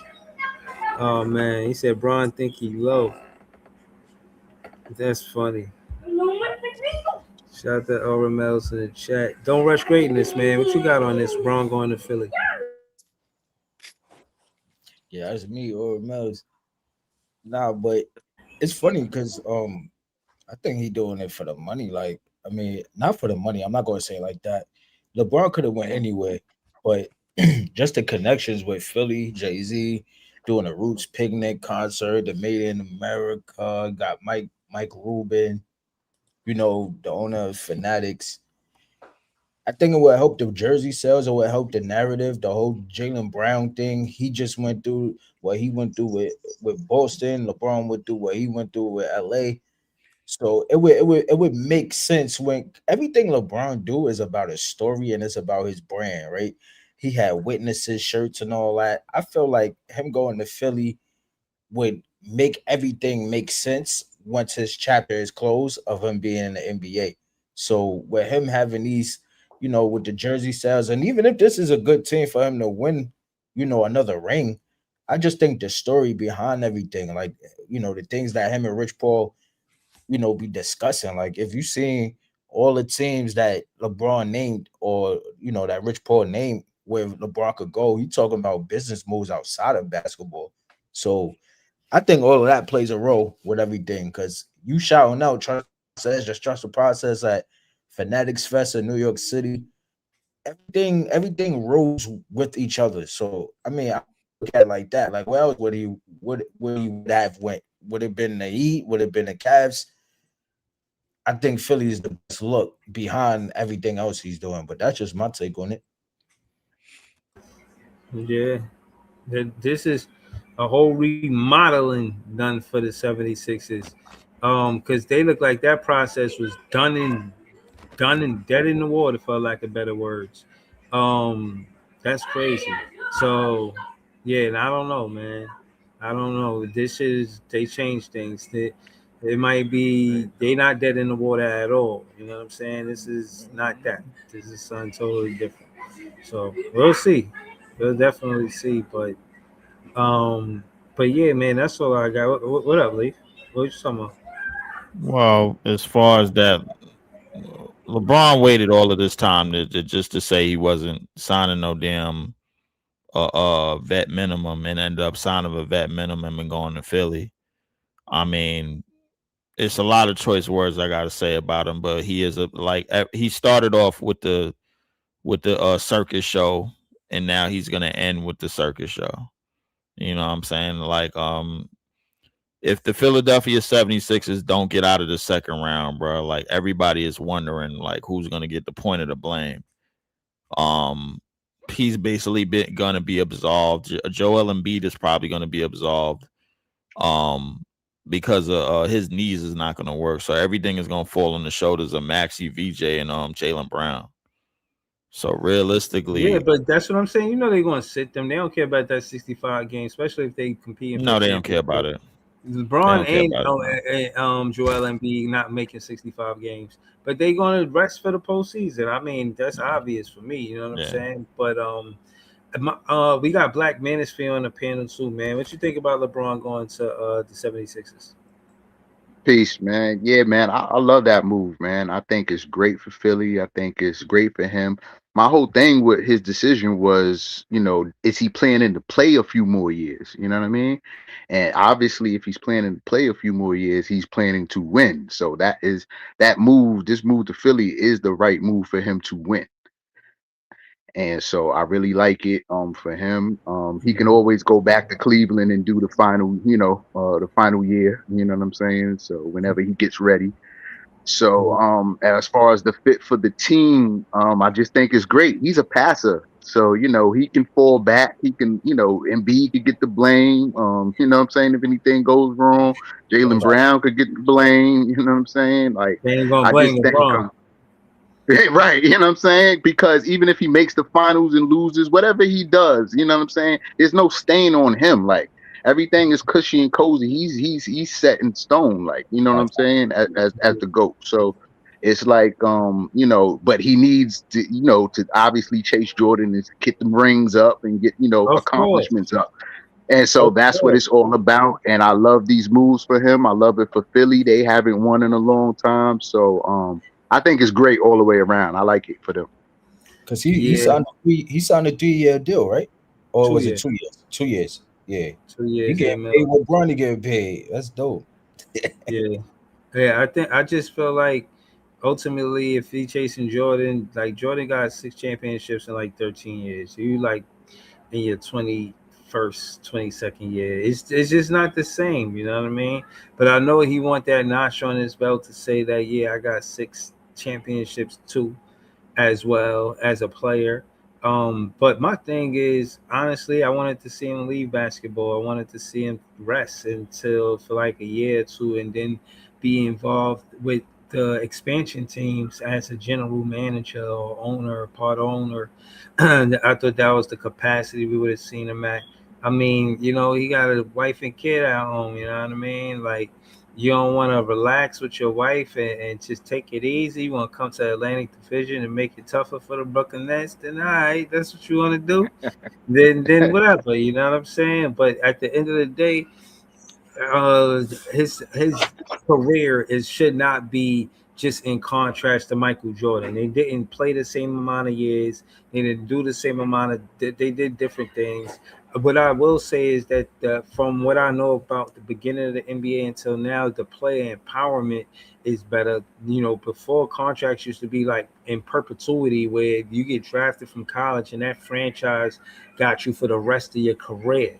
You know what I mean? Oscar Robertson was a big reason on why that changed. But I said all that to say that LeBron take full advantage of going to any team that he want. You know what I'm saying? So player empowerment is dope. Him picking the 76ers to compete, it makes sense. As a fan, I'm excited to see what this season is going to look like. I am. I But definitely am. but another thing is Yeah. too is like when Bron broke Kobe's record or scoring record, whatever, all time, it was in Philly. And now that you're going to Philly, it's like everything you're doing is kind of like competing against Jordan and Kobe at the end of the day. Because now you want Philly, Kobe's hometown team, and then what you gonna try to get a ring in Philly? Like, I get it though. I mean, I would say this, like everything LeBron did, like I get it. Like I think people, we all love LeBron at the end of the day. I think we just hate the fact that he wants so much attention. But I get why he does it. Because if you look at Braun, like what you were saying, because I was tapped into your show yesterday when you was talking about the Oscar Robertson thing and the NBA, the ABA thing, and David Stern being, Oscar Yeah, Robertson's lawyer, then turned into a commissioner. Once Adam Silver became the commissioner, now Curry's the face. That was roughly around 2015, 14. Now it's Curry's the face, but I think LeBron, he understands his value, like how much money he could bring, to a team. Like we say what we want about Bronny, but the Lakers may or may not keep Bronny. If they do keep him, is because they know they still gotta sell jerseys. They still gotta sell jerseys and tickets and stuff. So it's a business beyond everything that they're doing. But when you look at LeBron, all the moves he made, like I don't gotta go to college. I could take this Hummer. I could take this Hummer. I could take this money over here. Like everything he does, everything he does is based around, I guess, his brand of greatness, right? And then you still on Nike, so all of these sponsorships is gonna come to wherever you go. You're up in the value and everything that you do on top of what you're doing on court. So like just what a black man just said as far as like with Braun, going to Philly and nothing got to be on him. I was thinking that too because now and B get hurt. Hopefully he stay healthy, but you still got that Jalen Brown narrative where you still got to push. You still got to push the focus or the attention on what happened with Jalen Brown, or they say he might feel like he the smartest man in the room, or they super black, or he is super because I see Jalen Brown, he's pro black with a lot of things he speak about, yeah, but but you got one of the main things that I seen that he did a lot, and a lot of he what he does is powerful and is silent. Like he didn't have a union. I mean, he didn't have a sporting agent coming into the NBA. He utilized the NBA's union, and he said it worked out for him. That was one thing. So they knew him coming into the NBA. That's why they was talking like that. Like he yeah, don't need a sports agent. This is our how we do it. You know what I mean? You going around what we got going on, and it's still successful. He didn't do the business like with Nike being that high of a lottery pick. He got his own sneaker brand. That's another yeah, thing. That's two things right there. Not going with the machine, not going with the system. Those two things right, showing them early. Like, yo, this he a little different. You know what I'm saying? He talked about empowering the less fortunate in Boston, one of the more quote unquote racist towns. They would say allegedly. I don't know, but they say that about the fan base. I don't ever been there to say that they are aren't, but that's what I heard. But he talks about empowering the African American community and empowering them with money. That's what he's going to do when he got his contract. These are things that the NBA is kind of scratching their head like Jalen Brown ain't the token guy we might have wanted him to be, quote unquote. I'm being facetious, but yeah, case in point is he did a lot of things to point to his independent thinking as far as business, his business acumen, and I think that's why they saying things like smartest man in the room because his business acumen, his independent thinking, and on top of that, his success. He's still hooping. He's not just this guy you hear about off screen. I mean, he was the finals MVP not too long ago. So I know they looking at him like, yo, you know what I'm saying? He's somebody, quote unquote, that they can't just tell shut up and dribble. He's somebody that's going to be vocal. He's going to speak his mind. And I don't know if I just didn't think it was good for New York, but for the 76ers, that's a whole different situation. Did I see him going to the 76ers after just losing to them in the playoffs? And this seemed like another ongoing thing.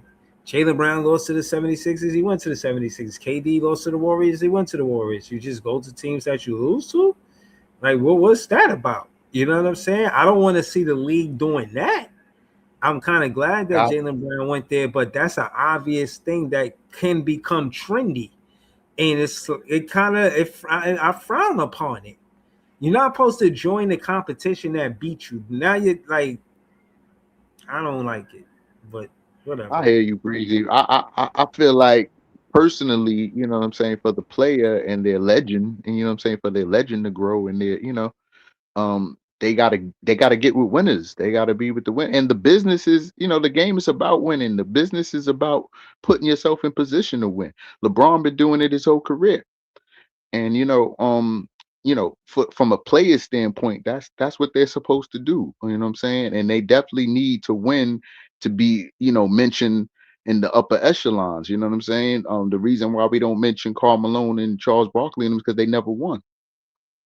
And he's like, oh, they're great players, or they were great at their positions, That's and right. la la la la. But Yeah. it's all about winning. So when these great, super great players, legends and goats, what I'm saying, make these moves to go win, that's what they're supposed to do. So that's how I look at it. Like I don't hate on LeBron. Like I think LeBron is a GOAT. He is a GOAT. He is this era's Michael Jordan. So whatever Michael Jordan got in the past, he's supposed to get that and then some if he can business wise put himself in position to do it, whether it be attention, winning, accolades, awards, whatever. He's needs to do it and is gonna do it. And at the end of the day, when he's retired, when it's all said and done, you know what I mean? He'll be mentioned up there, up there.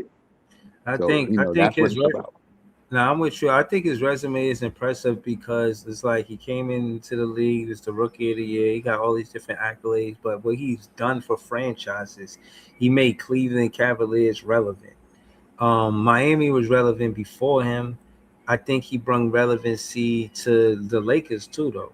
I think he brought it wasn't no relevancy. The 76ers didn't need him for relevancy, but they probably need him to win because that's a long ass process. I can tell you that. And that being said, if this is his swan song, I guess. You know what I'm saying? I It's guess not he a could swan lose. song though. He's gonna be here a few more years. You know what I'm saying? The final farewell tour might very well be in Cleveland when it's all said and done. But What you think he's he trying to do? still 25 he, years in the NBA? he should, if he could, he should. I don't think he should lead the NBA unless he slip under averaging 20 points, 27 and 7. So I mean, No, I until agree. his numbers really drop, you know what I'm saying? He should keep going as long as he can, because that would be unprecedented too. I'm with greatness. I'm with just doing things, you know what I'm saying? Never been done before, and all of that type of stuff. So as long as he can keep being great, I want to see him be great. You know what I'm saying? Same thing for KD, same thing for Steph Curry. Until this era is really over, until they're really over, this era still continues, and they still got winning to do, and it still shifts the NBA. So, and and, Is and that I that's mean? Now go ahead. Go ahead. Don't and, rush for this way. in basketball operations, one of the leaders in that staff in the front office is Mike Gansey, the guy that they keep saying that he took a picture with in high school when they played back in his day in Ohio. I think he played with Mike Gansey, either brother or Mike Gansey or something. I know they took a picture, but and then you still got Bob Myers over there and the owners of Philly. Like you still got Mike Rubin. Well, he's not an owner no more, but he still got the Fanatics branch, the link up him and Hove. And then you still got, Will Smith, Jada Pinkett Smith. They still like faces of, the front office somewhat in a way too. So that's going to influence how they conduct business, sponsorships, TV deals, et cetera, et cetera. And then if LeBron taking his 2-year deal, I think the CBA is up in the next 2 years. So I think he will play another 2 years or 3 years. He could play probably like 5 more years. Like Black Man said, if his numbers go down to 20, that's when he should exit out. But I think he still got a lot left. I'm saying, but him taking that 8 million, he could be a vet to mentor VJ and Tyrese Maxey and everybody else. But um, I don't know, man. I just think this is a good move. I just rather him. I'm saying he should have just came to Brooklyn. I don't understand that, but you know what I mean. Shout out to Yeah, Philly. that's funny. it's a move. He trying to win. He definitely trying to win. If his numbers take a hit, it's not because he can't produce it. It's because of the team, and he's a pass first guy anyway. So if his numbers got to take a hit to win championships, it's all good. But as long as he's productive and could be around, I want to see it. And this was a good move for him. So I agree. And then you got Nick Nurse there. So you still got you know, championship, pedigree on that team to a certain extent. I mean, you still got, Nick Nurse. He just won with the Raptors. It would be interesting to see like how Nick Nurse would coach that team. I mean, because Nick Nurse, you had Kawhi and all them boys, on the Raptors, but I felt like that team that team, the real leader of that team at that time, to me, I felt like was Kyle Lowry. Like I think Kawhi was the star factor that got him there, but the leadership was really, Lowry. And Lowry was just playing for Philly. So, you know, Braun going over there, I could see them like orchestrating something completely different. And even with Embiid, like what would Embiid numbers look like? You know what I'm saying? Because Embiid is like another Jokic in a way. You know what I'm saying, but he could be better if he just stayed healthy, but he's always injured. So I think LeBron going there, he could probably still play the four, regardless of whoever they got at the five. Them playing fastball, LeBron just playing like the Draymond role over there and still getting his little quick 25 and 5. He good. Because he spoke about it. He was like, I could play till I'm 65 as long as I'm getting 12 points a game. It's 2 layups, maybe a couple of free throws, 2 assists a quarter. I mean, like I think he thinks of the game that way. So yeah. I think he factored all of that into, for the record books and the numbers. I think he's all about his numbers. He's all about the accolades, the awards, the championships, the numbers, you know what I'm saying? So I think he's factored all those numbers in, and exactly what he got to get for exactly how long to be like top 5, top 10, top 3 and everything. All you'll see is LeBron everywhere in the Like race. first off, he might be the longest tenured player. Like I think there's like a couple players that played 20 years, but now he's reaching a range where it's becoming fewer and fewer. As a matter of fact, I don't think nobody has played as long as LeBron has. I'm about to look, bro, because this dude. No, definitely. The Yeah, closest nobody's played as long as he has. Yeah, the closest probably was Vince Carter. You know what I'm saying? But that's it. You know what I mean? But I look at it like this too. Like I think it's smart that he's playing this long. Because look, if we think about it, if we get another player like LeBron, not to say that we will, but you got these players are so advanced now. They could shoot. They could play in transition. They mad athletic. Like the players now, they can reach whatever number he. If he's at 40,000 points right now all time, whatever next generational player comes into the league can shoot. They're gonna get that way quicker, especially if they could play as long as he can, because they can shoot. Mm-hmm. They come in as a shooter, so I think that's another aspect where keep playing because I don't need nobody to beat this record at all. No matter what, the talent Right. can. Yeah, look. He gonna Look, keep pushing the envelope until he's the GOAT, until he, you know what I'm saying? Until he's just seen as now, I've done everything in this league and nobody's done it like me. That's a fact. Look how close LeBron is, bro. Robert Parrish holds the record for the most NBA games played with 1,611. Then you got LeBron with 1,590. Come on, bro. That's half the season. He played half the season, and that record is demolished. He got to play 22 games, and he got the record. It don't make sense for him to retire until he got that record. You understand what I'm saying? Like, I know he probably thought about it, but then he like, why not just be the best of the best? Like, he's gonna, and then I won't say he's gonna crush that record, but it's gonna be, I won't say he's gonna be in the 600, so he's not gonna crush it, but he definitely gonna beat it. You know what I'm saying? So. And Braun played. I think he only missed 4 games out of his whole career. The 20 years, he only missed 4 games out of his whole career. If we think about that, and then if we also put this in perspective, Kareem and Karl Malone was the highest when it came to all-time points, right? And they both played over 19 years in the NBA or over 16, 19. So the fact that LeBron is in that category, because just think about it, if Karl Malone won at least one ring, we'll talk about his career a little differently. But that's all. You know what I'm saying? That ring is important, man. Winning is important. Black Manosphere, to your point, it says notable for scoring at least 10 points in over 1,200 consecutive games. That's LeBron. That's tough. I remember when they was talking about that stat, and he had scored 8, and everybody was disappointed, especially the niggas that was gambling. That game that I played, this I'm gonna score 10 points. I remember that. But case in point is that's incredible stuff that he's doing, bro. I could see why his motivation is to stay in the league as long as he could, to just kind of run it up. For lack of better words, he trying to run it up. You know what I'm saying? Absolutely. Stat pat, all of that. Yeah, yeah. He And there though. It's Ah, 1590 is right. right there. Yeah. Yeah. Right there. I respect it. Um, I respect it because he played on both conferences. He never retired. Like Jordan retired at times, and I just want to speak about this real quick. Like even when Jordan came into the league, right? He came in at 84. He didn't get cookie. He didn't get really to like superstar. Like when he got his rings, like that's in like 91. He been a superstar, but I'm saying like he hasn't won until 91. So that's like 7 years since you've been into the league until you won, right? And then if you right. look at Last Dance, they spoke a lot about bad contracts that Scottie Pippen had and little stuff that was going on behind the scenes with Phil Jackson, Jerry Cross, and all that. But now when it become 94, 95, that's when Kareem and them boys is stepping up. And you barely like I respect everything about Jordan. Just let that be clear, let that be known, right? But you almost barely even beat the Utah Jazz at the end. I mean, those last 2 years, you almost barely did that.